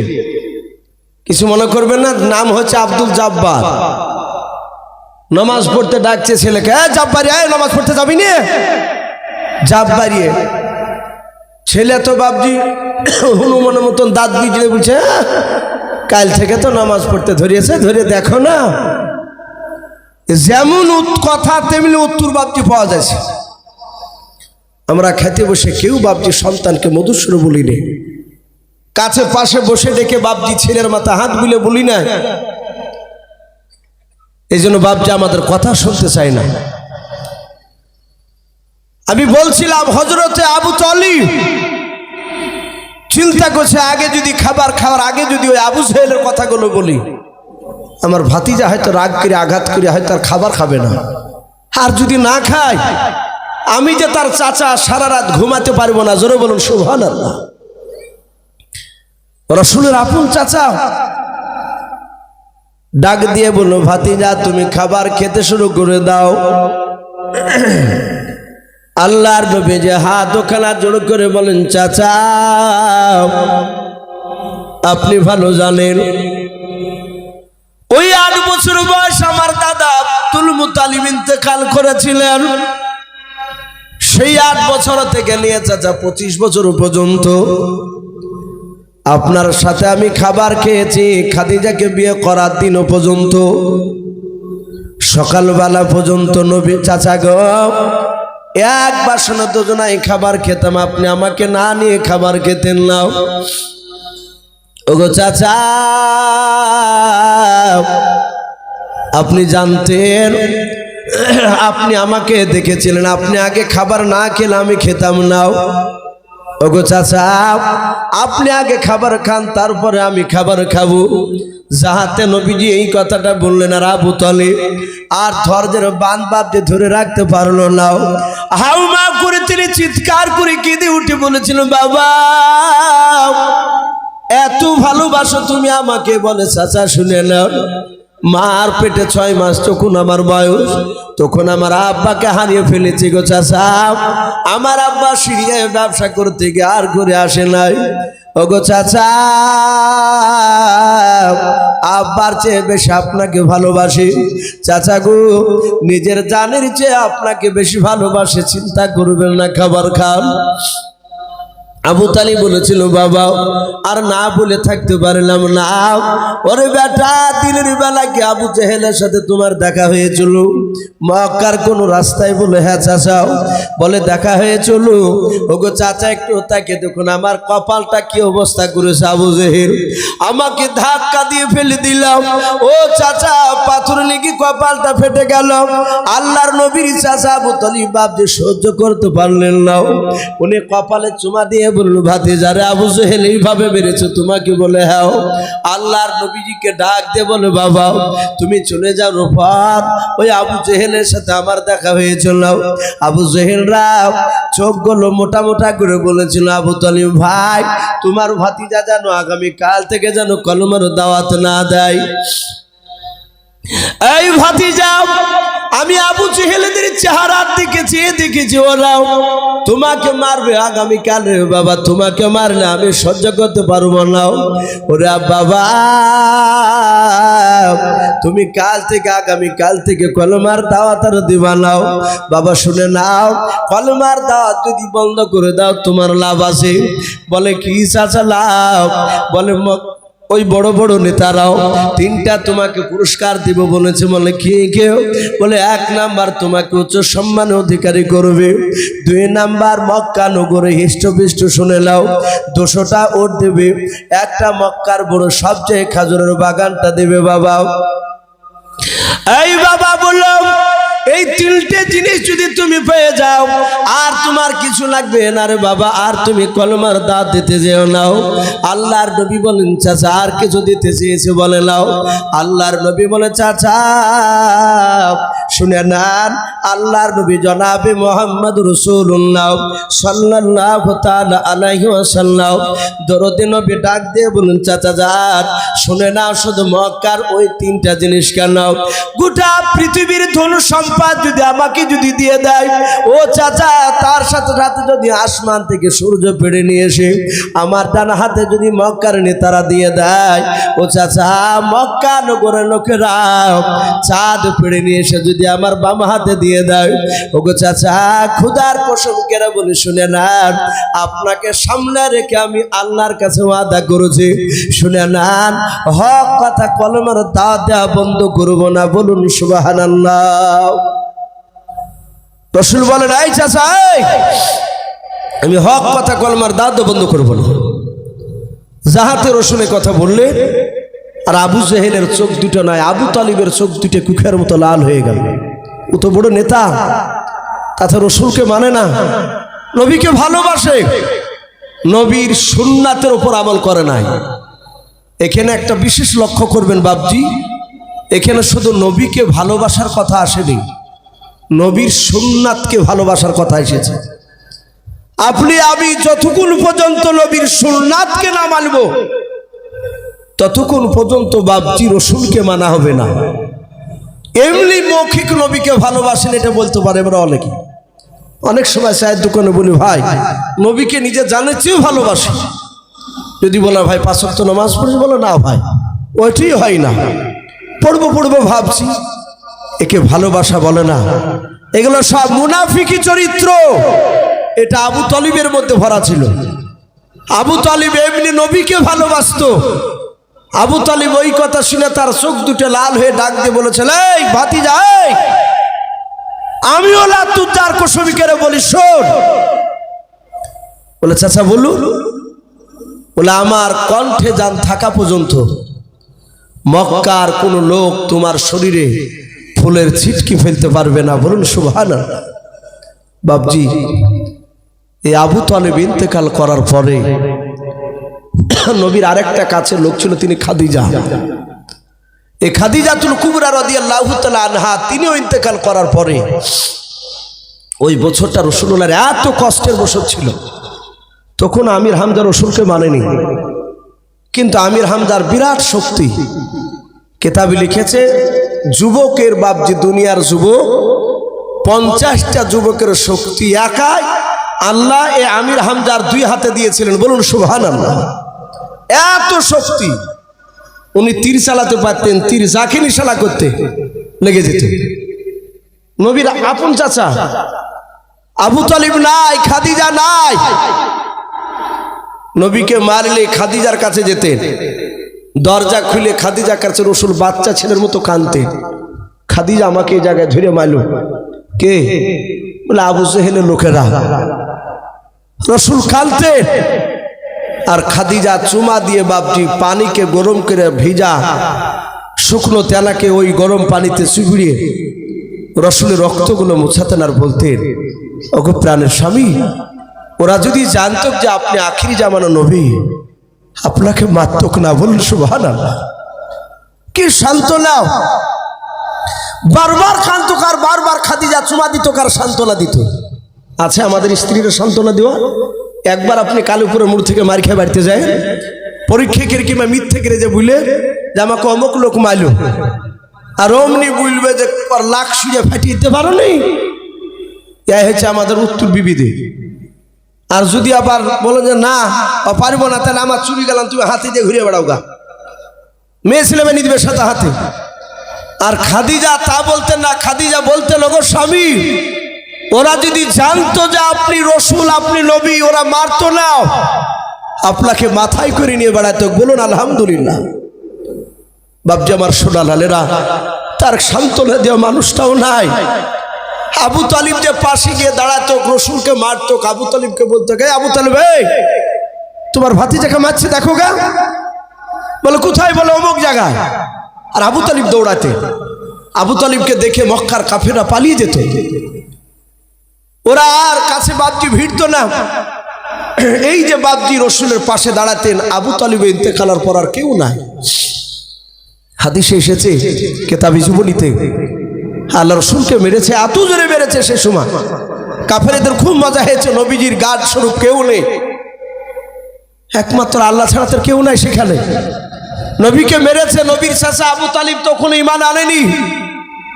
আমার বিশ্ব দরদি নবী আমার মার খেয়ে রক্তাক্ত শরীর নিয়ে, গা দিয়ে রক্ত গড়ে, জামা বেয়ে পায়ে দিয়ে বাপজি মাটিতে রক্ত পড়ছে। কাফেররা রসুলকে যত মারতো, ওরা জানতো কাকে যত মারা যাবে তত আনন্দ পাওয়া যায় এবং ভালো হবে নাকি হবে তাই ভাবতো। আজ যে বাপজি ওই যে তাবরেজ আনসারি ঝাড়খণ্ডের, আজ 2 বছর মনে হয় পার হয়ে গেল, 18 বছর যুবক, এক শ্রেণীর জানোয়ার অমুসলিম ভাই সবাই না, এক শ্রেণীর বেঈমান। তারপরে আনসারী ভাইকে বাপজি 18 ঘন্টা ধরে ব্যাড় কমলির ডাল, জঙ্গলের ডাল ভেঙে বাপজি দিনের বেলায় পিটিয়ে পিটিয়ে বাপজি তাকে দুনিয়ার বুক থেকে বিদায় করলো। অনেকগুলো লোক দাঁড়িয়ে দাঁড়িয়ে তারা হাততালি মারছে দেখছে। দেখেননি তাবরে আনসারীকে? অনেকে ভুলে যাচ্ছে। দিল্লির বুকে ওয়াইস কুরিনি বলে একটা হাফেজে কোরআন মোবাইলের দোকানে হেডফোন কিনতে গেছে, হেডফোন কোনো দোষ নাই, মারবে সেই জানোয়াররা। রাত্রিবেলায় বাপজি শত শত লোকের সামনে যুবক ওয়াইস কুরিনি তাকে লাথে কিল ঘুষে বাপজি তাকে দুনিয়ার বুক থেকে বিদায় করে দিল। জনসম্মুখে মানুষের সামনে, মানুষে হাসছে, ওকে মারছে আর হাসছে। ওদের ব্রেনগুলোকে নষ্ট করে দিয়েছে তাদের এক শ্রেণী নেতা।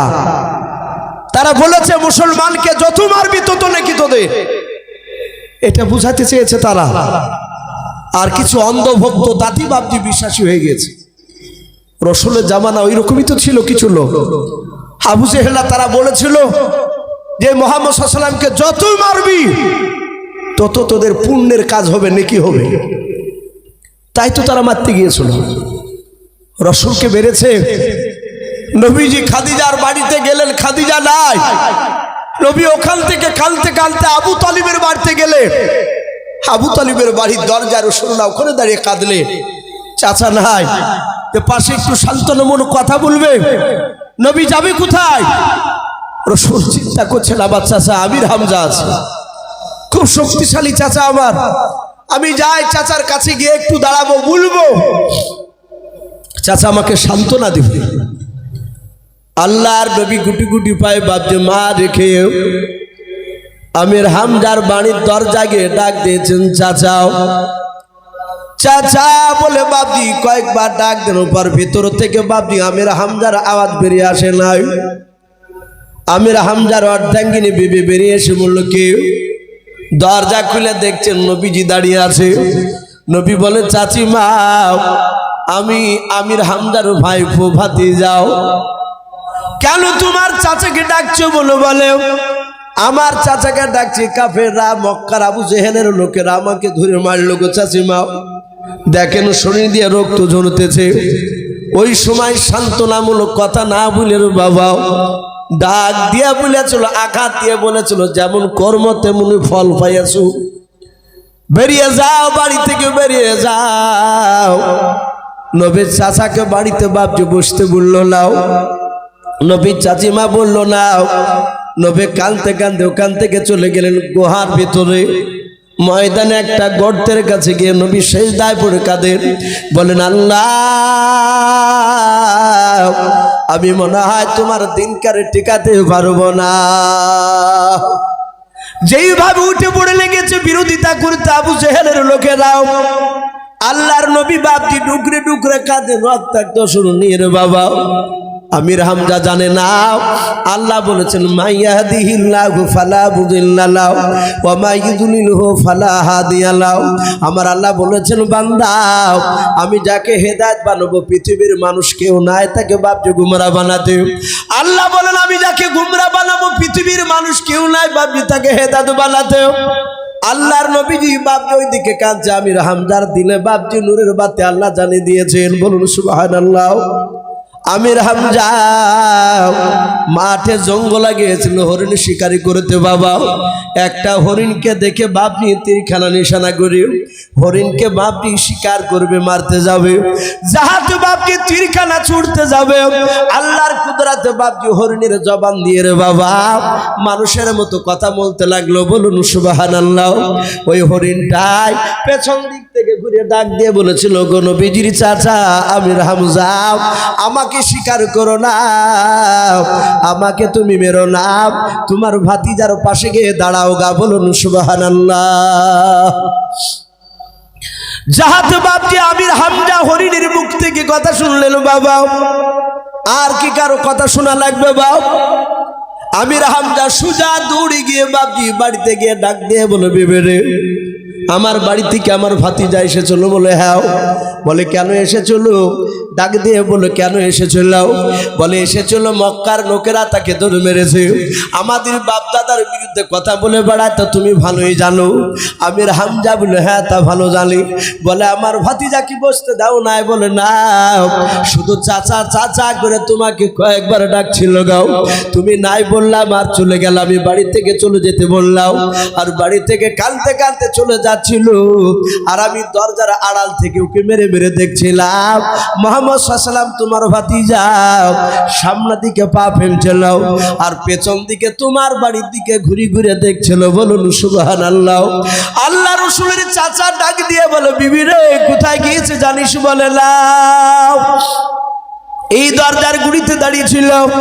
আল্লাহ রসুলের চাচা তাকে দেখে বাপজি রক্তের ছাপ লেগে আছে, ঠোপে ঠোপে রক্ত রসুল যেই দিকে গিয়েছিল বাবা, নুরানি চেহারাতে বাপজি কাফেররা মেরেছে, তাদের দ্বিধাবোধ হয়নি, তারা রসুলকে বাপজি এত জোরে জোরে মেরেছিল।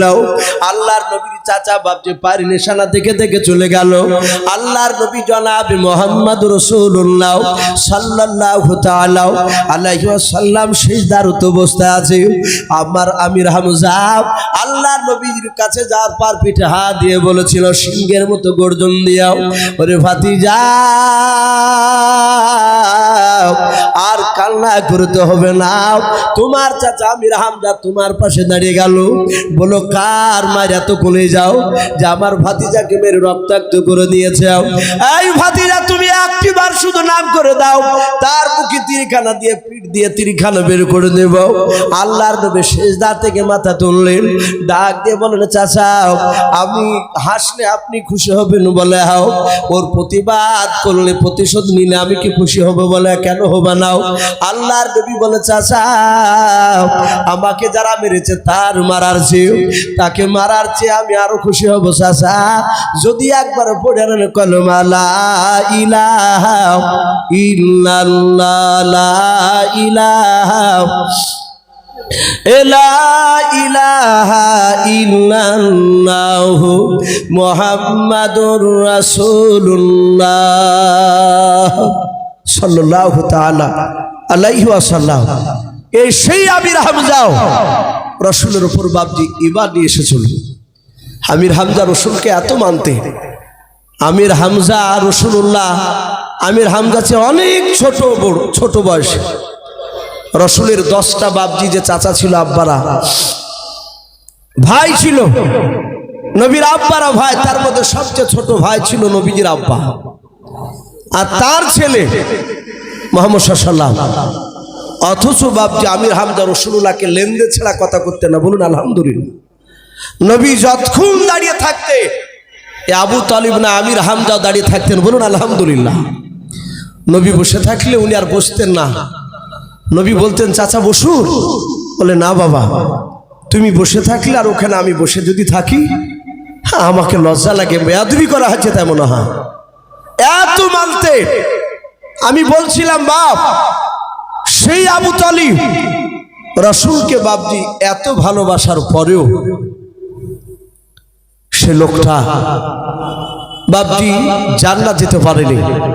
আমি বলছিলাম সেই নবীর কথা, আবু জেহেল উতবা সাইবা আর আবু সুফিয়ান এই কুখ্যাত বাপজি লিডাররা তারা মিটিং শুরু করেছে, তারা আলোচনা করেছে। বলে আমি দিনের বেলায় পাথর লুকে নিয়ে গিয়েছিলাম, বলি দিয়েছে বেটা। দিন দিন দেখা যাচ্ছে লোক ওর দিকে চলে যাচ্ছে, দুনিয়ার বুক থেকে নাস্তা বুদ করার কোন রাস্তা আছে? তাকে একেবারে শেষ করে দেওয়া। উতবা সাইবা বলে একটা রাস্তা আছে। বলে কি? বলে এই রাস্তা দিয়ে যাতায়াত করে রাসূল সাল্লাল্লাহু আলাইহি ওয়াসাল্লাম। বলে হ্যাঁ, আমরা ঘন্টাখানিকের মধ্যে এই রাস্তাতে একটা গর্ত কাটব। বলে কি করবা? বলে গর্ত কাটিয়া ডাল আর পাতা বিছিয়ে দিয়ে মাটি ছড়ে দেব। শুনে নাও, মাটি ছড়ে দিলে ওই জায়গায় মুহাম্মদ সাল্লাল্লাহু আলাইহি ওয়াসাল্লাম বুঝতে পারবে না, সেখানে পা পড়বে, সে পড়ে শেষ হয়ে যাবে। বলে তাই? বলে হ্যাঁ। আবু জেহেল বলছে এই সাইবা নবীকে বলা যতটা সহজ, বাস্তবে পরিণত করা তো সহজ নয়। বলে কেন? বলে আমি ডাইরেক্ট নবীকে দেখেছি, ওকে ডাইরেক্ট মারা সম্ভব নয়। বলুন সুবহানাল্লাহ। এটা আবু জেহেল নিজে স্বীকার করছে। কেন? কোরআন শরীফে বাপজি সূরা মাউন, আমরা আলাম তারা থেকে নাস পর্যন্ত সূরা ফিল থেকে নিয়ে 10টা সূরা পড়ে, তারাবিতে দেখতে পাওয়া যায়। যারা তারাবি এমনি সূরা পড়ে, আরাআইতাল্লাযী ইউকাযযিবু বিদ্দীন ফাযালিকাল্লাযী ইয়াদউল ইয়াতীম ইলা আখিরিল আয়াত। এই যে ফাযালিকাল্লাযী ইয়াদউল ইয়াতীম, এতিমের মাল ভক্ষণ করো না, এতিমের মাল খেও নাও। আবু জেহেল বাপজি সে এতিমের মাল খেতে গিয়ে নবীজির ব্যবহার দেখে চলো। কিতাবে লিখেছে দুটো বাচ্চা ছিল এতিম, বাপ হারা মা হারা, সে ছেলে দুটো, বাপ মা নেই, বাচ্চা দুটোর কেউ সাহারা করার কেউ নেই। তার টাকা পয়সা যা ছিল সবগুলোকে বাপজি পুটলার আকারে বেঁধে নিয়ে মাথায় করে নিয়ে বাপজি রাস্তা দিয়ে চলে যাচ্ছে, রাস্তা দিয়ে চলে যাচ্ছে।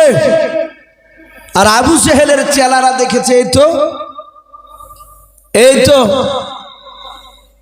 এই তো ফুটলা নিয়ে যাচ্ছে, বাপ মা নাই কেউ। একে কৌশল করে আবু জেহেলের বাড়িতে দিতে পারলে আবু জেহেল ঠিক টাকাগুলোকে লুট করে নিবে, আর ও লুট করলে আমরা পরে ভাগ পাবো। বাচ্চা ছেলে দুটোর কাছে গিয়ে অজানার ভান করে বললো, এই বাবাই, তোদের বাপ মা বুঝি নাই? বলে না। বলে নাই? বলে নাও। বলে পুটলা কি আছে? বলে টাকা পয়সা আছে। কোথায় নিয়ে যাবি? বলে তা জানি না, চোখ যেমনে যাবে সেই দিকে আমরা যাব। বলে এই মক্কানগরে একটা ভালো মানুষ আছে। কে? বলে ওই দেখ আবুল হাকাম। ওরা তার আবু জেহেল বলছে না, মূর্খের বাপারা বলছে। ওই লোকটা খুব ভালো মানুষ। সাথে হাতে বাপজি বাচ্চা ছেলে দুটো গেল, আবু জেহেলকে ডাকলো, চোখের ইশারা করলো। যারা শয়তান হয় বাপজি মুখের ভাগা দেখলি বুঝেলে, এরা ইশারা করেছে যে টাকায় আত্মসাৎ করতে হবে, লুটিয়ে নিতে হবে।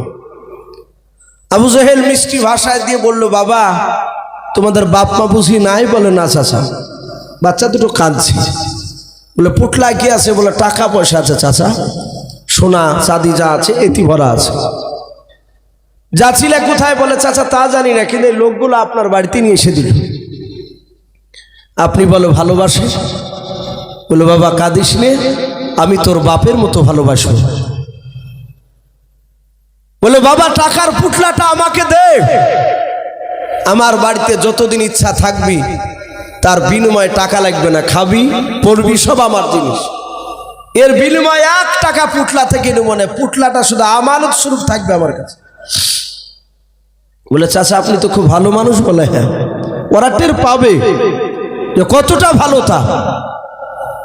ছেলে দুটো বলে প্রথম দিন গেল, দ্বিতীয় দিন গেল, তৃতীয় দিন গেল, 4 দিনকার দিন ওই বাচ্চা 2 ভাই খেতে বসেছে। 1 থেকে 2 বার করে লোকমা মুখে দিয়েছে খাবার।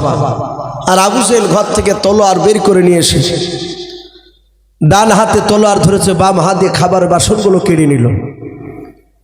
কেড়ে নিয়ে ডাক দিয়ে বলে, এই এক্ষুনি বাড়া বাড়ি থেকে, বেরো বাড়ি থেকে। বাচ্চা ছেলে দুটো বলেছিল, চাচা এরকম তো কথা ছিল না আপনার। বলে কে কথা ছিল? ও সবগুলো শুনতে চাই না, এখনই বেরিয়ে যাও। বাচ্চা দুটো বলেছিল, চাচা বেরিয়ে যাব, টাকার পুটলাটা দেন। আবু জেহেল বলে আমার বাড়িতে 4 দিন ধরে খাবার খেয়েছিস, তার বিনিময়ে টাকা পড়ে গিয়েছে, পাবি নাও। বলে চাচা আপনি তার বিনিময়ে 1টা টাকাও দেব না বলেছিলেন। স্বইচ্ছা যতদিন পর্যন্ত তোমরা না যাবা আমার বাড়ি থেকে, ততদিন তোমাদেরকে বের করবো না বলেছিলে। আবু জেহেল বলে তাড়াতাড়ি বেরিয়ে যাও। গলায় ধাক্কা দিয়ে টাকার পুটলা দিল না, কেড়ে নিয়ে বাপজি বের করে দিলাও। ওই বাচ্চা দুটো কাঁদতে কাঁদতে চলে যায়। মক্কার আবু জেহেলের লোকেরাও রাস্তা থেকে বাপজি দেখতে পেয়েছে উপযুক্ত বিচার হয়ে গেছে, ছেলে দুটো চলে গেলে টাকার পুটলা থেকে ভাগ পাবো। আমাদের নেতা আবু জেহেল ভালো কাজ করেছে, ডাক দিয়ে বললাম, ও বাবা কান্না করেছে কেন? অজানার ভান করে তারা বলেছিল, ডাক দিয়ে বলেছিল, চাচা ওই দেখেন আবুল হাকাম বলে লোকটা ছিল, আমাদেরকে মিষ্টি মিষ্টি কথা বলে আমাদের কাছ থেকে চাচা টাকার পোটলাটা কেড়ে নিয়েছে। 4 দিন খেতে দিয়ে খাবার কেড়ে নিয়ে বের করে দিল। ওগো চাচা দয়া করে টাকার পোটলাটা নিয়ে এসে দেন, ওই টাকার পোটলা ছাড়া আমাদের আর কোনো সম্পদ নয়, আমাদের কিছু না, সম্পদ বলে ওই টাকাগুলো, ওই টাকার পুটলা ছাড়া আর আমাদের কাছে কিছু নাই। চাচা ডাক দিয়ে বললো, বাবা ওর কাছে টাকার দাবি করতে পারবে না কেউ, শুনে নাও, শুধু মক্কা নগরে একটা মানুষ আছে ওর কাছে দাবি করার। বলে কে গো চাচা? বলে সামনে গিয়ে দেখবা বাড়িখানা, ওর নাম হচ্ছে মোহাম্মদ রাসূলুল্লাহ, বলুন সাল্লাল্লাহু তাআলা আলাইহি ওয়াসাল্লাম। ওরা জানে যে নবীর কাছে গেলি নবী বিচার নিয়ে আসবে। মক্কার আবু জেহেলদের লোকের বাপজি তাদের একটা উদ্দেশ্য ছিল, কেন নবীর নাম করা, যে রসুলত্বের বিরোধিতা করে আবু জেহেল রাত দিন মারিও মারবো করে। আমাদের 1 নম্বর দুশমন মুহাম্মদ সাল্লাল্লাহু আলাইহি ওয়াসাল্লাম। আর ওই আবু জেহেল রসুলকে মারার চেষ্টা করে। আমি যদি টাকার পুটলার কথা একটু দেখে দিই, মুহাম্মদ সাল্লাল্লাহু আলাইহি ওয়াসাল্লাম আবু জেহেলের বাড়িতে যাবে, আর আবু জেহেলের বাড়িতে গেলি আবু জেহেল দরজা বন্ধ করে দিয়ে ওকে আচ্ছা করে পিঠাবো। মুহাম্মদ সাল্লাল্লাহু আলাইহি ওয়াসাল্লামকে মারবে আর আমরা দূর থেকে হাত তালি মেরে মেরে আনন্দ করব। ওরা গাছের জঙ্গলে বাপজি খেজুর গাছ রয়েছে, গাছের আড়ালে তারা সবাই মিলে এক একটা গাছে এক একটা বেঈমান দাঁড়িয়ে আছে, আড়াল থেকে দেখছে। কি করে দেখে? বাচ্চা ছেলে দুটো নবীর কাছে গিয়ে বলেছিল, ও আল্লাহর নবী জনাবে মোহাম্মদ রাসূলুল্লাহ সাল্লাল্লাহু তাআলা আলাইহি ওয়াসাল্লাম আমার টাকার পোটলা কেড়ে নিয়েছে। নবী বললেন, কে গো বাবা? বলে মক্কার ওই দেখেন বাড়িটা, আবুল হাকাম বলে নাম ওই ব্যক্তির। আল্লাহ রাসূল বলেন, তোমরা 2 ভাই কি দাবি করিতে পারবা? ডাক দিয়ে বলেছিল, চাচা আমরা দাবি করতে পারবো, অসুবিধা নাই, আপনি নিয়ে চলুন। আল্লাহ নবুয়তের নবীর পরিচয় তারা পেয়ে গেল। বাচ্চা ছেলে দুটোর হাত ওখানা ধরে নবী আমার টেনে টেনে নিয়ে যাচ্ছে বেঈমান আবু জেহেলের বাড়ির দরজার দিকে। বাবা আবু জেহেলের লোকেরা 2 দিক থেকে রাস্তার আড়াল থেকে উকে মেরে মেরে দেখতেছে, তো বেটা যাচ্ছে। ছলে বলে কৌশলে আবু জেহেলের বাড়িতে নিয়ে যাওয়ার জন্য চক্রান্ত চালিয়েছে, যাহাতে যাবে আর আবু জেহেল দরজা লেগে দিয়ে বেটাকে মারবে, বেটা জব্দ হয়ে যাবে। আল্লাহ রাসূল বাপকে নিয়ে যাচ্ছে 50 থেকে 60 হাত দূরে আছে আবু জেহেলের বাড়ির দরজা থেকে। আবু জেহেল তাকে দেখেছে, ওই তো মুহাম্মদ সাল্লাল্লাহু আলাইহি ওয়াসাল্লাম আসতেছে 2 বাচ্চা ছেলে নিয়ে। আল্লাহর নবীকে দূর থেকে ডাক দিয়ে বলেছিল, ভাতিজাও খবরদার ওখান থেকে এক ধাপ সামনের দিকে তুমি ফেলবা নাও। আল্লাহর নবী বলেন, চাচা কেন? বলে ভাতিজা ওখান থেকে তুমি বলো কি বলতে চাও। আল্লাহর নবী বলেন, চাচা এই 2টো বাচ্চা ছেলের কি পোটলা আপনি নিয়ে নিয়েছেন টাকার বললাম। আবু জেহেল বাপজি একবারও না বললো না, সাথে বলে হ্যাঁ। নবীজি বলেন, চাচা টাকার পুটলা কি আছে আপনার বাড়িতে? বলে হ্যাঁ আছে বাবা। নবী বলেন, চাচা টাকার পুটলা থাকলে নিয়ে এসে আপনি দিয়ে দেন। আবু জেহেল বলল, ভাতিজা আসবা না, ওখানে দাঁড়া, আমি ঘর থেকে নিয়ে এসে দিয়েছি। আবু জেহেলের লোকেরা বাপজি সকলে তাজ্জব হয়ে গেল, ব্যাপার হচ্ছে কেন? এক করতে যে আর এক হয়ে যাচ্ছে। ওকে না মেরে একবারও অস্বীকার না করে সাথে স্বীকার করে নিয়েছে টাকার পুটলা আছে বলেও। ঘর থেকে বের করে নিয়ে গিয়ে বাবা নবীর সামনে রেখে দিল টাকার পুটলাটাও। মায়ের নবী দরদি নবী জনাবে মোহাম্মদ রাসূলুল্লাহ সাল্লাল্লাহু তাআলা আলাইহি ওয়াসাল্লাম নবী আমার ডাক দিয়ে বলেছেন, বাবা দেখো তোমাদের সঠিক টাকাগুলো আছে কিনা এতে পুটলাতে, না 2-4 টাকা বের করে নিয়েছে। আবু জেহেল যদি বের করে নেয় সেটার ব্যাপারে আবার আবু জেহেলকে জিজ্ঞাসা করা হবে। বাচ্চা 2 ভাই টাকার পুটলা খুলে দিকে বলেছিল, চাচা ও নবীজি আবু জেহেল একটাও টাকা নেয়নি। বলে নাও। আল্লাহর নবীজি নিয়ে চলে গেলেন।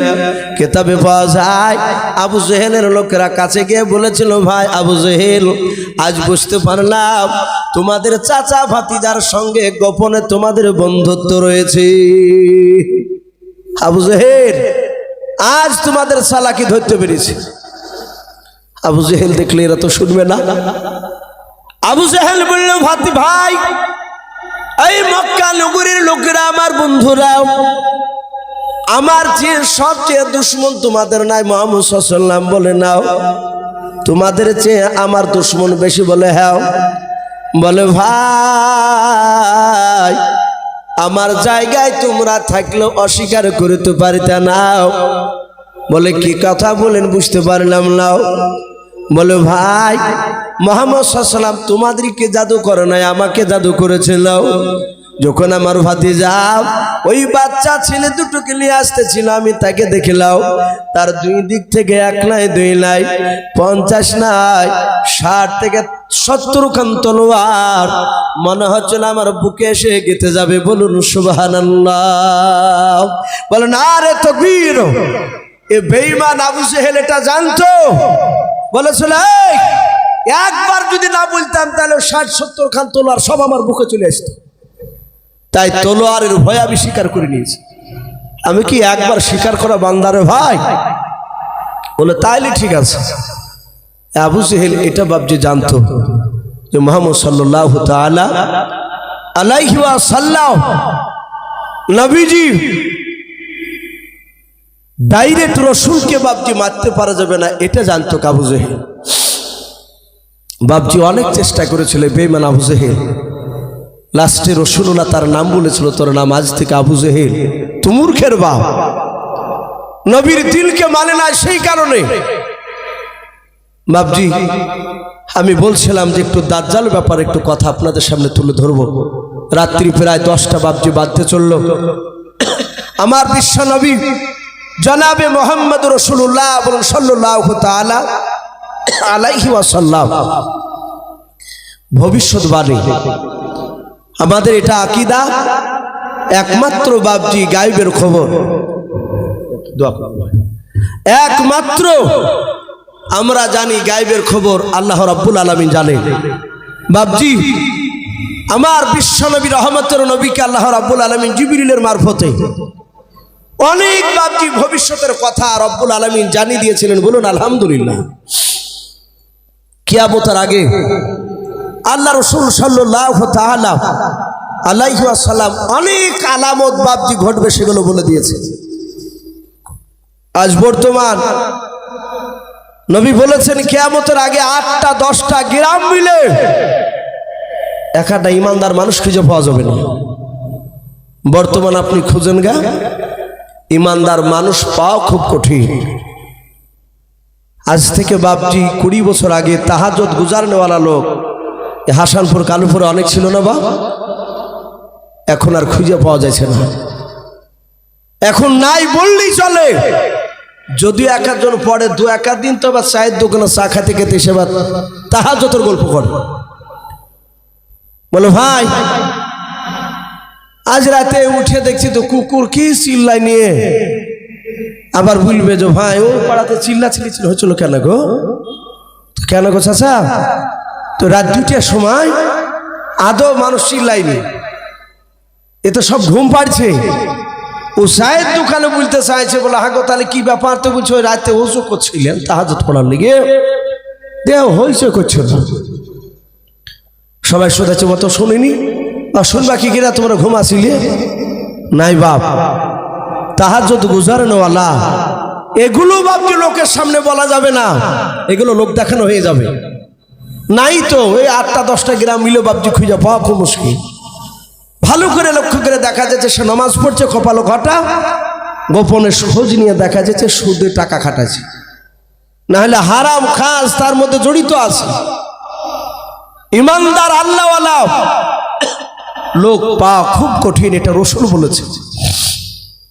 কিয়ামতের আগে 15টা আলামত ঘটবে, তার মধ্যে থেকে সবচেয়ে আলামত, কিয়ামতের একটা বড় আলামত, সেটা হচ্ছে দাজ্জাল। আল্লাহ রাসূল সাল্লাল্লাহু তাআলা আলাইহি ওয়াসাল্লামের জামানায় শুধু নয়, আদম আলাইহিস সালাম দাজ্জালের ভয় দেখালছে, শীষ নবী দাজ্জালের কথা বলেছে, ইউনূস নবী আলাইহিস সালাম দাজ্জালের কথা বলেছেন তার উম্মতকে, যাই উম্মতরা দাজ্জালের ফিতনা থেকে সাবধান, দাজ্জাল থেকে সাবধান।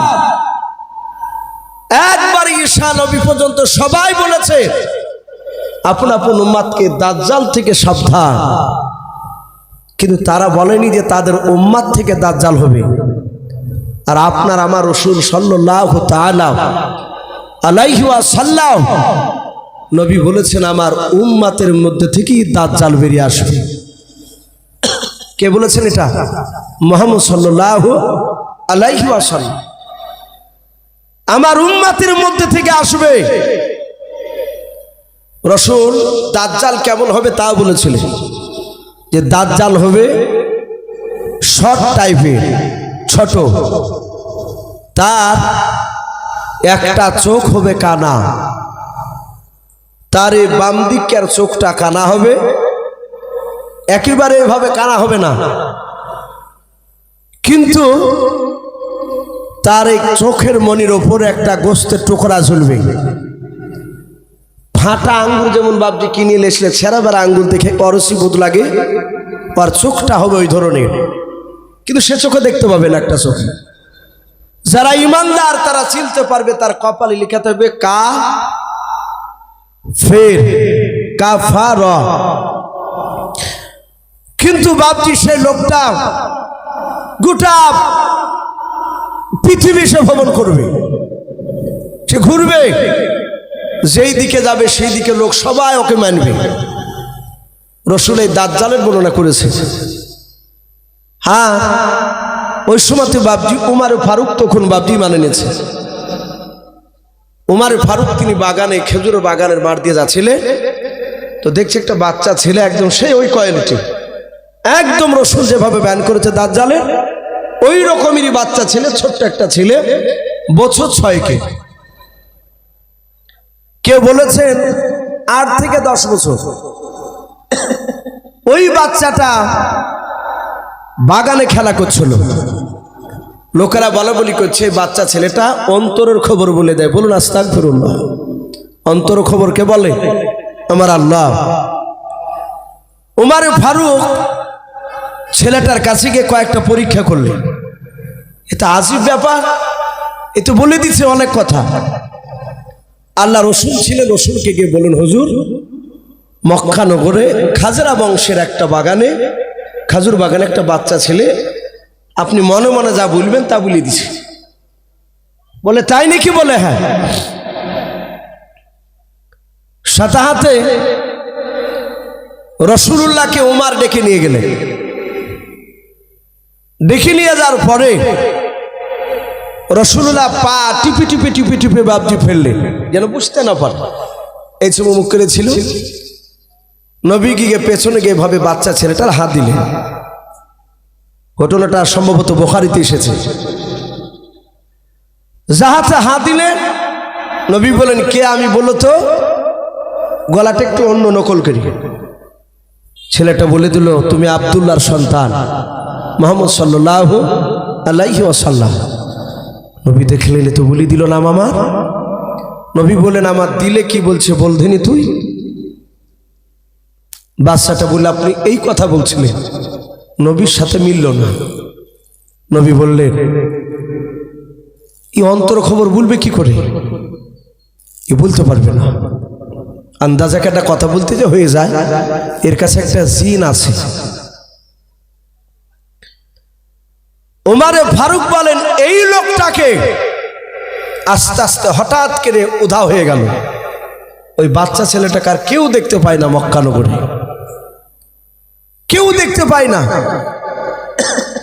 নবী মসজিদে নববীতে আলোচনা করছিলেন, যেমন আপনারা বসে আছেন। অনেকগুলো সাহাবায়ে কেরাম ছিলেন। নবী ওই দাজ্জালের ব্যাপারে আলোচনা করতে করতে বলেন, সাহাবারাও, আমার উম্মতের মধ্যে থেকে দাজ্জাল বেরিয়ে আসবে, খবরদার তোমরা দাজ্জালের কথা শুনবে না। যারা শুনবে তারা জাহান্নামী হবে, আর যারা দাজ্জালের কথা শুনবে না তারা জান্নাতি হবে। সাথে হাতে বাপজি 50 থেকে নয় 70 থেকে 69 জন সাহাবা দাঁড়িয়ে বলেন, ইয়া রাসূলুল্লাহ, ইয়া হাবিবাল্লাহ, আমরা কি ওই দাজ্জালকে দেখতে পাবো না? নবী বলেন না।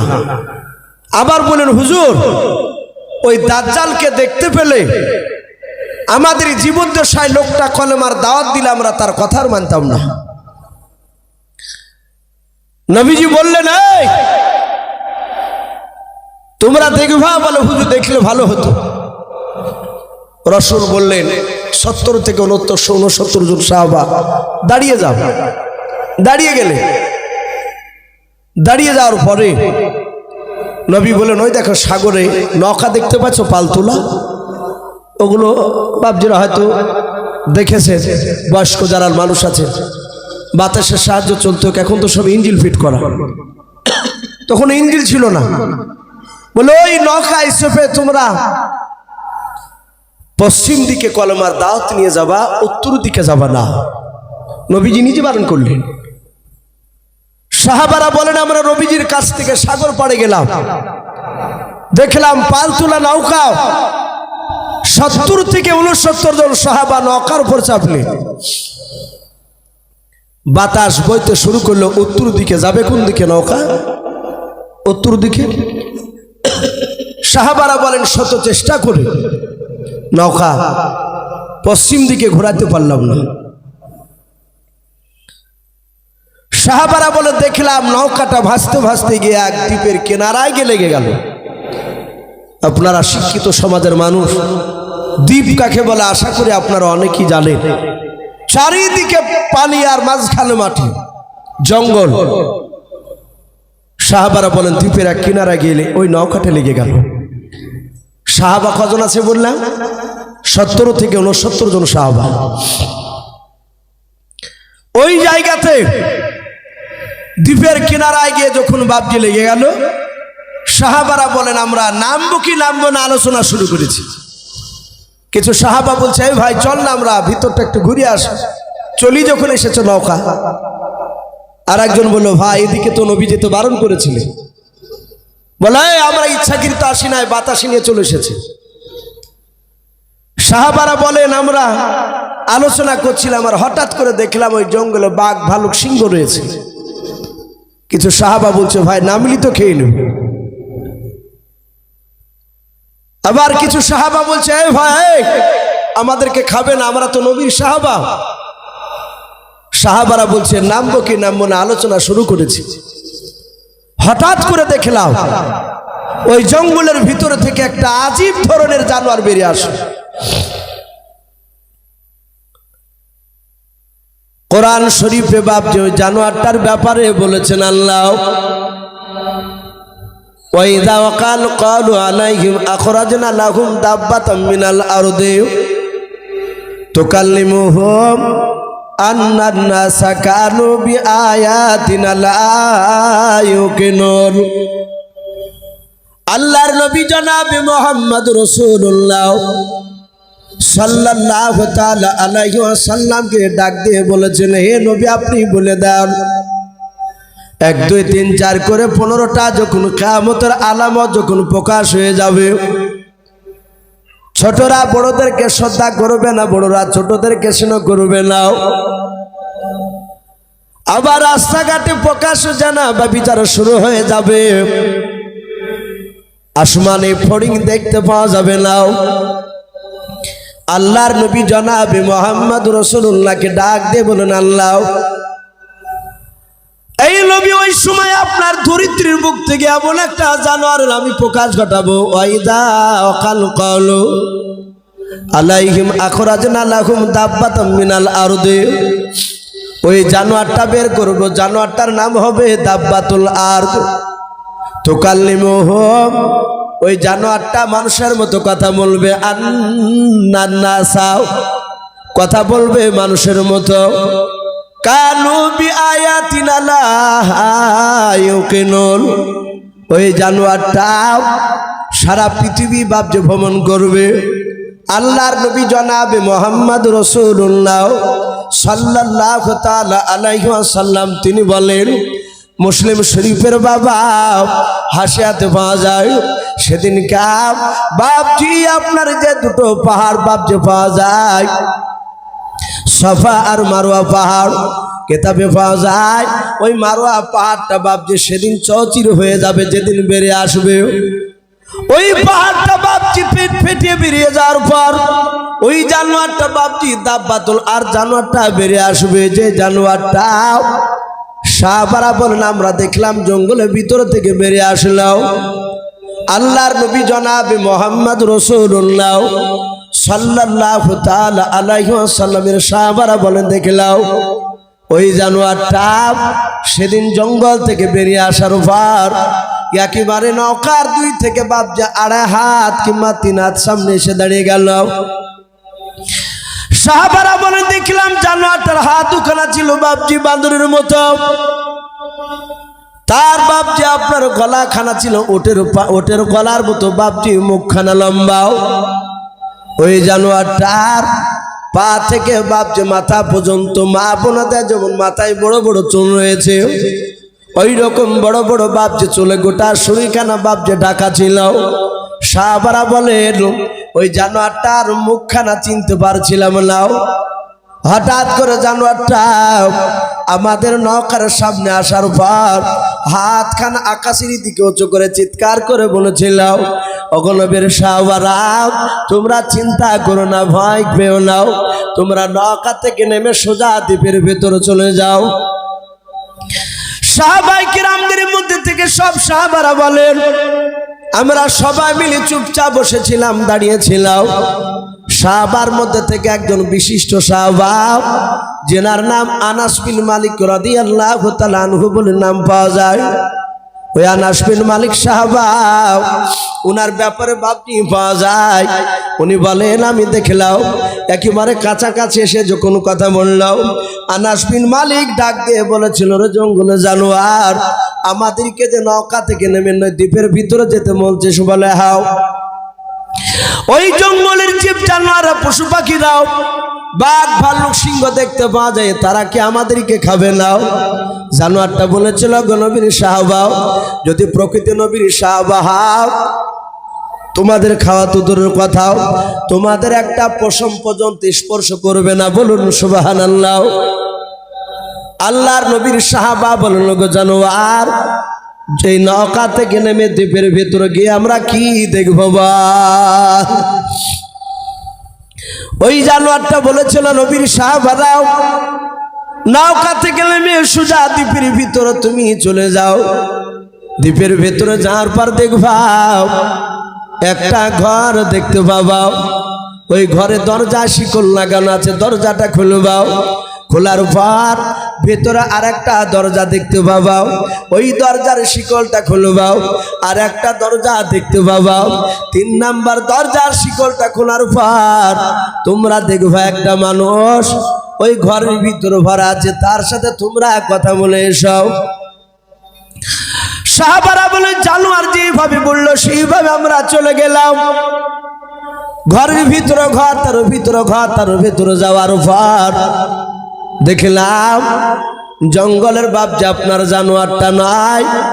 ওই জানোয়ারটা যেইভাবে বাপজি বলেছিল সেইভাবে দেখলাম ঘরের ভিতরে ঘর, তার ভিতরে ঘর। 3 নাম্বার ঘরের দরজা কেনা খোলার পর একটা মানুষ দেখলাম তার হাত ওখানা বাপজি গলার সাথে জিঞ্জিরি দিয়ে বাঁধা ছিল, তার পা দোখানা দেখলাম কাঠের সাথে বাঁধা আছে জিঞ্জিরি দিয়াও। সঙ্গে সঙ্গে বাপজি জানোয়ারটা নাই। সাহাবারা বলেন আমরা ওই লোকটার দিকে তাকিয়ে চারিদিকে বাপজি গোল করে দাঁড়া পড়ে ঘিরে আমরা দাঁড়িয়ে গেলাম, চিন্তিত হয়ে গেলাম। চারিদিকে পানি, বাঘ ভালুক সিংহ, জঙ্গলের ভিতরে ঘর, তার ভিতর ঘর, তার ভিতর ঘর, তার ঘরের ভিতরে এই মানুষটা জিন্দ্রি দিয়ে বাঁধা। এই লোকটাকে কে খাবার খেতে দেয়? চিন্তা হবে না বাবা? স্বাভাবিক চিন্তা হওয়ার, একে কে খেতে দেয়? সাহাবায়ে কেরামরা বলে, দেখলাম আমরা কেউ কাউকে কথা বলি না, চুপচাপ দাঁড়িয়েছিলাম।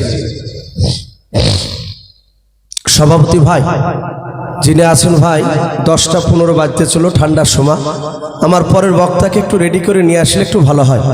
তা আমি বলছিলাম, সেরা বলে যে আমরা কেউ কাকে কথা বলছিলাম না। ওই জায়গাতে দেখলাম ওই জিঞ্জিরিতে যে বাধা ছিল, সে লোকটা সঙ্গে সঙ্গে ডাক দিয়ে বললে, তোমাদের বাড়ি কোথায়? ডাক দিয়ে বলল যে আমাদের বাড়ি হচ্ছে মদিনা শরীফে। বলুন আলহামদুলিল্লাহ, মদিনা শরীফে। সাহাবারা বলেন আমরা যাহাতে মদিনা বললাম। আর ওই লোকটা বলে, তোমাদেরকে কয়েকটা প্রশ্ন করব, তোমরা উত্তর দিতে পারবা? বলো ভাই, যদি উত্তর দেওয়ার মতো হয় তাহলে উত্তর দিব, আর না পারলে আমাদের নবীর কাছ থেকে জেনে এসে বলে যাব। বলে তাই? বলে হ্যাঁ। বলে তোমাদের সত্যিকারের বাড়ি মদিনা শরীফে? বলে হ্যাঁ। বলে মদিনা শরীফে একটা লোক নবুয়ত দাবি করেছে, তার নাম মুহাম্মদ রাসূলুল্লাহ। বলুন সাল্লাল্লাহু আলাইহি ওয়াসাল্লাম। ও নবীকে ছিল? এরা সবাই বলে আমরা সেই নবীরই তো আমরা উম্মাহ, আমরা সাহাবাতা। বলে গ্রামের লোকেরা তাকে কেমন নবী বলে মানে? বল। ডাক দিয়ে বলেছিল সবাই মানে। বলে সবাই মানে? বলে হ্যাঁ। বাবজি, সবাই মানার কথা আলোচনা করতে গিয়ে একটা বাচ্চা ছেলের কথা তুলে ধরলেন। আমার বিশ্ব রাসূল মক্কা থেকে যেদিন মদিনাতে যায়, মদিনার সব বাচ্চা ছেলেরা রাসূলকে দেখার জন্য খাজুর গাছে দাঁড়িয়েছিল। বলুন আলহামদুলিল্লাহ। ব্যাগড়ি ধরে নবীকে সালাম দিয়েছিলেন। নবী খুশি হলেন, বিশ্ব নবী, দরদি নবী আমার। ওখান থেকে দেখলেন একটা বাচ্চা ছেলে রাসূলুল্লাহর পাশ যাচ্ছিল। নবী আমার 4.5 বছরের বাচ্চা ছেলেটাকে হাত দিয়ে ধরলেন। আমার দরদি নবী হাত দিয়ে ধরে বাচ্চা ছেলেকে বুকের সাথে জোড়ে জোড়ে নবী কাদার বলেন বাবা। নবীর কান্না দেখে 4 থেকে 4.5 বছরের বাচ্চা ছেলেটাও কাঁদছিল মদিনার। আল্লাহর নবী বলেন বাবা, মক্কার লোকেরা আমাকে চিনতে পারে না, আমাকে থাকতে দেয় না রে বাবা। মক্কার মানুষের আমাকে তাড়িয়ে দিয়েছে, আমি মক্কা থেকে পালিয়ে এসেছি তোমাদের দেশে। ওরে মদিনার বাবা, বলো তোমরা কি মদিনা থেকে আমাকে তাড়িয়ে দিবা? আমাকে কেমন ভালোবাসো বলো? ওই 4 বছর থেকে 4.5 বছরের ছোট্ট বাচ্চা ছেলেটা কেঁদে কেঁদে বলেছিল নবী। আল্লাহর নবীর চোখের পানিটা ভাবছে বাচ্চা ছেলেটা হাত দিয়ে মুছে দিলেন। কাদার বলে নবী গো, আপনাকে জীবনে আমরা মৃত্যুর পর মক্কাতে মদিনা থেকে যেতে দেব না। বলুন সুবহানাল্লাহ। ওগো নবী, আপনাকে এত ভালোবাসি, শুনে নেন, প্রয়োজন হলে এই বাচ্চা ছেলের জানটা পর্যন্ত আপনার পদতলে কুরবান দিতে রাজি আছে। বলুন সুবহানাল্লাহ। ডাক দিয়ে বলেন, এই ছিল রাসূলুল্লাহর ভালোবাসা। মদিনার ছোট বড় সবাই ভালোবাসে। ওই যে জিঞ্জিরিতে বাঁধা ছিল, সে জিজ্ঞাসা করছে, বলে তোমরা তাকে সত্য নবী বলে মানো? বলো মানে। বলে মদিনার সবাই মানে? বলে হ্যাঁ, মদিনার সবাই মানে। লোকটা বলল, আসলে তো সত্য নবী মানবে না কেন? বলে যা, এক্ষুনি চলে যা, এক্ষুনি বেরিয়ে যা এখান থেকে। সাহাবা বলে, আমরা দেখলাম কোথায় নবীজির বাড়ি, আর এই দ্বীপের ভিতরে, এখান থেকে রাসূলুল্লাহর খবর দিচ্ছে। চলে যাওয়াটাই ভালো হবে, যদি বিপদ আবার ঘনিয়ে আসে। এর বিপরীত যদি কিছু হয়ে যায় খারাপ, সাহাবারা বলেন আবার বাতাস নিয়ে এসে আমাদেরকে যেখান থেকে চেপেছিলাম সেই নদীর কিনারায় এসে লেগে দিল, চলে গেলাম। নবীজি বলেন, সাহাবা তোমরা কি পশ্চিম দিকে কলমার দাঁত নিয়ে গিয়েছিলে? বলে, হুজুর যেতে পারিনি, উত্তর দিকে বাতাসি নিয়ে চলে গিয়েছে। নবী গো, উত্তর দিকে যেতে যেতে একটা লোকের সাথে দেখা হয়েছিল, সে লোকটা আপনার ব্যাপারে জিজ্ঞাসা করল। সে কে? আল্লাহর নবী বলেন, ওগো সাহাবারাও, ওই জানোয়ারটার সাথে দেখা হয়েছিল, তাকে চিনতে পেরেছো? বলে, নাও। বলে, ওই জানোয়ারটার নাম হচ্ছে দাব্বাতুল আদ। বলে, হ্যাঁ, ওই জানোয়ারটা গোটা পৃথিবী ভ্রমণ করবে। ওই মারুয়া পাহাড় সেদিন চৌচির হয়ে যাবে, ফেটে যাবে। ওই পাহাড় থেকে বাপজি কিয়ামতের আগে বেরিয়ে আসবে। ওই জানোয়ারটার হাতে দুই রকমের দুটো জিনিস থাকবে। ওই জানোয়ারটার ডান হাতে থাকবে হযরতে মুসা নবী পয়গম্বর আলাইহিস সালামের আশা মুবারক লাঠিকা নাও। ওই জানোয়ারটার পা কানা নয় বাবা, তার বাম হাতে থাকবে হযরতে ইউনুস নাই, হযরতে সুলাইমান নবী আলাইহিস সালামের আংটিকা নাও। ওই জানোয়ারটা প্রতিটা মানুষের কাছে গিয়ে বলবে, কানু বিআয়াতিনা লা ইউকিনুন। এই বান্দা, তোমাদের কাছে কি জাহান্নামের কথা কোনো আলেম ওলামা শোনায় নাই? তোমাদের কাছে কি কোনো মানুষ জাহান্নামের কথা কি ভয়ের কথা শোনায় নাও? তোমাদের কাছে কি নবী রাসূল আসে নাই? এই কথা বাপজি বলবে। বলার পর যার কপালে বাপজি দাগ টেনে দিবে, ওই ব্যক্তি চিরতরের মতো বাপজি জান্নাতে চলে যাবে।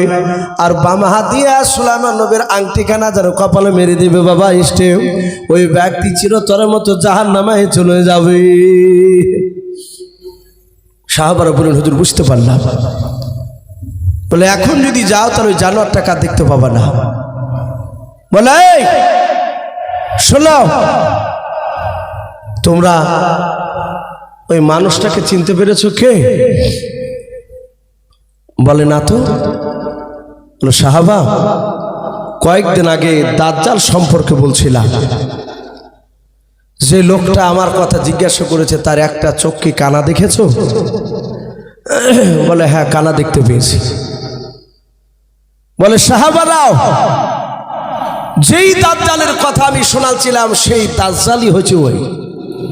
বেশিরভাগ উলামারা লিখেছে, ওই মক্কানগরে ছোট থেকে যে উধাও হয়ে গিয়েছিল, তারপর থেকে লোকটাকে ওখানে বন্দী করে রাখা হয়েছে, সেও বেরিয়ে আসবে। বাপজি, এখন দাজ্জালের বাপজি অনেক মামাতে খালাতে ভাই বাপজি বেরিয়ে গিয়েছে। তা আমি আপনাদের সকলকে বলবো, বাপ, আল্লাহ আমাদের সকলকে যেন দাজ্জালের ফিতনা থেকে যেন হেফাজত করুন। বলুন আল্লাহুম্মা আমিন, আল্লাহুম্মা আমিন। ভাই, যাই হোক, প্রতিটা বাপজি ভাইকে আমার বলার উদ্দেশ্য এই যে বাপজি আমরা 5 ওয়াক্ত নামাজ পড়বো। বলুন ইনশাআল্লাহ। ভাই, নামাজ ছাড়া গতি নাই। আজকে জালসা বাপজি দিয়েছে, যুবক ছেলেরা মেন উদ্দেশ্য হচ্ছে বাপজি গ্রাম থেকে কার আব্বা, কার মা, কার দাদা দাদি, নানা নানি অনেকে চলে গিয়েছে আমাদের। তারা অন্ধকার কবরে বাপজি চাতক পাখি না চেয়ে আছে। আমরা জানি না তারা কবরে কোন অবস্থায় শুয়ে আছে। কবরবাসীরা বাপজি তারা চেয়ে থাকে যে একটু আমার জন্য হয়তো দোয়া করবে।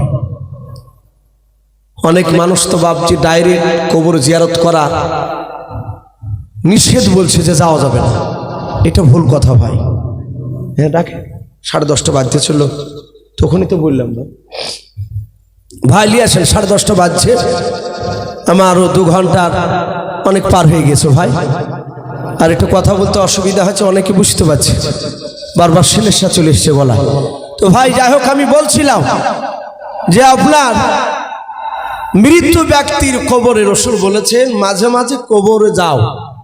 নবীজি প্রথমে কবর জিয়ারত করা নিষেধ বলেছেন, তারপরে নবী আবার অনুমতি দিয়েছে। কবরে গেলে মৌতের কথা স্মরণ হয়, বলুন আলহামদুলিল্লাহ। কিন্তু এখন বাপজি উল্টো হয়েছে, এখন মাটি দিতে গেলে যত দুনিয়ার গেল্লা ওই কবর গায়ে হয়েছে। দেখেন, আমরা দেখেছি দাঁড়িয়ে থাকলে কিছু মানুষ গেল্লা করার লেগে, কথা বলার লেগে সুর করে মৌলবীদের কাছে আসে। একা দাঁড়িয়ে থাকবেন আর পাহাজনা যাবে, গেলি উঠবন্তি কথা আলোচনা শুরু হয়ে যাবে।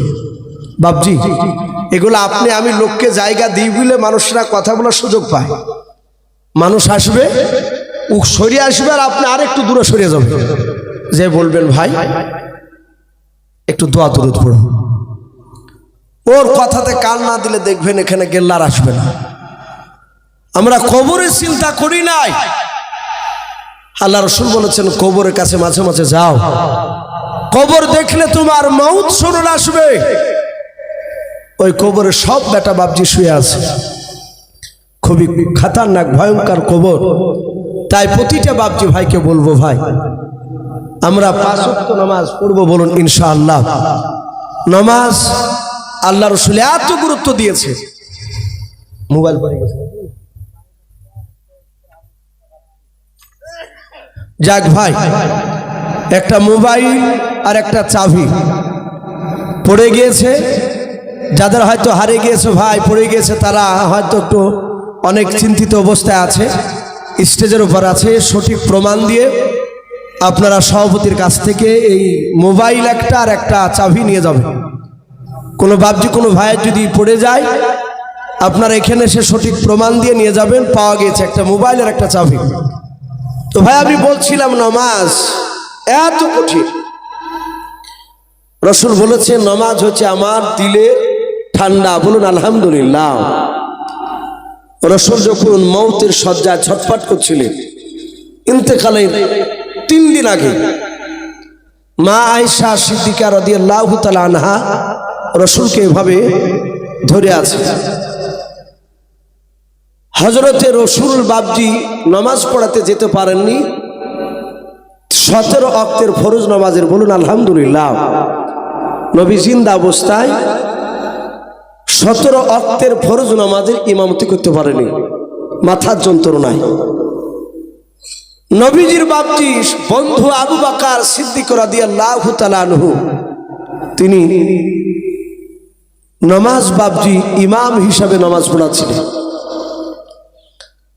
কিতাবে লিখেছে আসর নামাজের টাইম পার হয়ে যাচ্ছে, রাসূল বেরোচ্ছে না ঘর থেকে। রাসূলের ঘরটা হুজরাখানা আর মসজিদে নববীর ঘর একটাই দেওয়াল ছিল, দেওয়াল একটা দরজা ছিল, দরজার পারে রাসূলুল্লাহর ঘর, ওই পারে মসজিদে নববী। সাহাবারা লক্ষ্য করলে নবী আসছে না কেন। আবু বকর সিদ্দিক রাদিয়াল্লাহু তাআলা আনহু আর সব সাথী ভাইরা আল্লাহর নবীজির দরজায় সালাম দিলেন। নবীজির বাপজি দরজা থেকে উত্তর বেরিয়ে আসলো। আল্লাহর নবী বলেন, আয়েশা এখনই তুমি পর্দার আড়ালে চলে যাও, আমার কাছে সাহাবারা আছে, কথা বলবে। মা আয়েশা সিদ্দিকা রাদিয়াল্লাহু তাআলা আনহা তিনি আড়ালে চলে গেলেন। সাহাবারা সবাই নবীর কাছে গিয়ে বলল, হুজুর আসরের নামাজের টাইম পার হতে চললো, নবী আপনি কেন যাচ্ছেন না? নবী আমার কাদার বলেন, সাহাবারা আমি মাথার যন্ত্রণায় আর দাঁড়াতে পারছি না, আমি ইমামতি করতে পারবো না তোমাদের মধ্যে। হযরত আবু বকরকে ইমাম করে নামাজটা পড়িয়ে না। আবু বকর হাওমা করে কাঁদছেন, বুঝতে পেরেছেন আর মৃত্যুর আগ পর্যন্ত নবীকে আমরা ইমাম হিসাবে আর নামাজ পড়তে পাবো না। আল্লাহর নবী জনাবি মুহাম্মদ রাসূলুল্লাহ সাল্লাল্লাহু তাআলা আলাইহি ওয়াসাল্লাম তার জামাই উসমান গনি রাদিয়াল্লাহু তাআলা আনহু, আলী রাদিয়াল্লাহু তাআলা আনহু আস্তে করে বললেন, হুজুর আবু বকরকে ইমামতি করতে দেন না, আবু বকরের দিলটা নরম, উনি নামাজে দাঁড়াতে গিয়ে ইমামতি করতে গিয়ে হয়তো বেহুশ হয়ে পড়ে যাবে। আপনি আমাদের বন্ধু ওমর ফারুক রাদিয়াল্লাহু তাআলা আনহুকে দেন।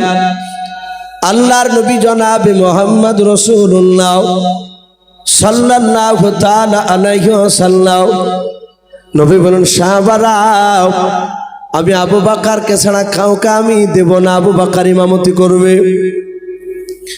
সবাই নবীর কথা শুনে বাপজি নামাজে চলে আসলেন। আবু বকর সিদ্দিক রাদিয়াল্লাহু তাআলা আনহু তিনি ইমাম হিসাবে বাপজি দাঁড়িয়ে গিয়েছেন। আসরের নামাজের তিনি ইমামতি করতে লাগলেন। আবু বকর আল্লাহু আকবার বলে বাপজি তাহরিমা বাদের নিয়াত করলেন। আমার আয়েশা নবীজিকে বাপজি ধরে আছেন। আল্লাহর নবী বলেন, আয়েশা কে নামাজ পড়াই রে আয়েশা? আয়েশা ডাক দিয়ে বলেন, ইয়া রাসূলুল্লাহ, ইয়া হাবিবাল্লাহ, মসজিদে নববীতে ইমামতি করেছেন আমার আব্বাজান আবু বকর। নবী বলেন, আয়েশা একটু আস্তে করে দরজাটা খুলে দাও। দরজা খানা বাপজি খুলে দিলেন। আল্লাহ রাসূল বলেন, ওরে আয়েশা শুনে নাও, আমি সোজা হয়ে দাঁড়াতে পারি না রে আয়েশা, আমাকে পাজা মেরে একটু উঁচু করে তুলে ধরাও। আয়েশা বলেন, নবীজিকে পাজা মেরে ধরে একটু তুলে ধরলাও। নবী কাঁদছিলেন, চোখ দিয়ে নবীজির পানি ঝরছিল। যাহাতে নবীজিকে তুলে ধরলাম আর দেখলাম নবীজি কান্না করতে করতে তিনি হাসতে লাগলেন। আল্লাহর নবীজির অর্ধাঙ্গিনী বিবি আয়েশা সিদ্দিকা রাদিয়াল্লাহু তাআলা আনহা ডাক নিয়ে বলেন, ওগো আল্লাহর নবী, যে আপনি কাঁদতে কাঁদতে কেন হাসতেছেন বলেন? ওগো নবী, এই সময় কেন আপনি হাসতেছেন শুনে একটু বলেন। দরদি নবী ডাক দিয়ে বলেন, আয়েশা শুনে নাও, এ হাসিটা দুঃখের হাসি নয় রে আয়েশা, এটা সুখের হাসি, আনন্দের হাসি। বলে, নবী আপনি কেন হাসতেছেন, কাঁদতে কাঁদতে হাসতেন বলেন?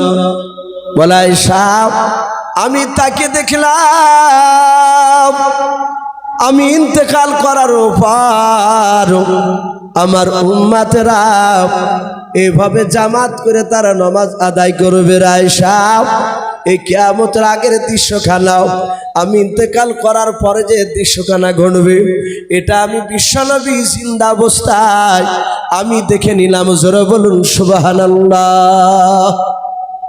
সম্মানিত ভাইরা, আমার বাবা জীবনেরা,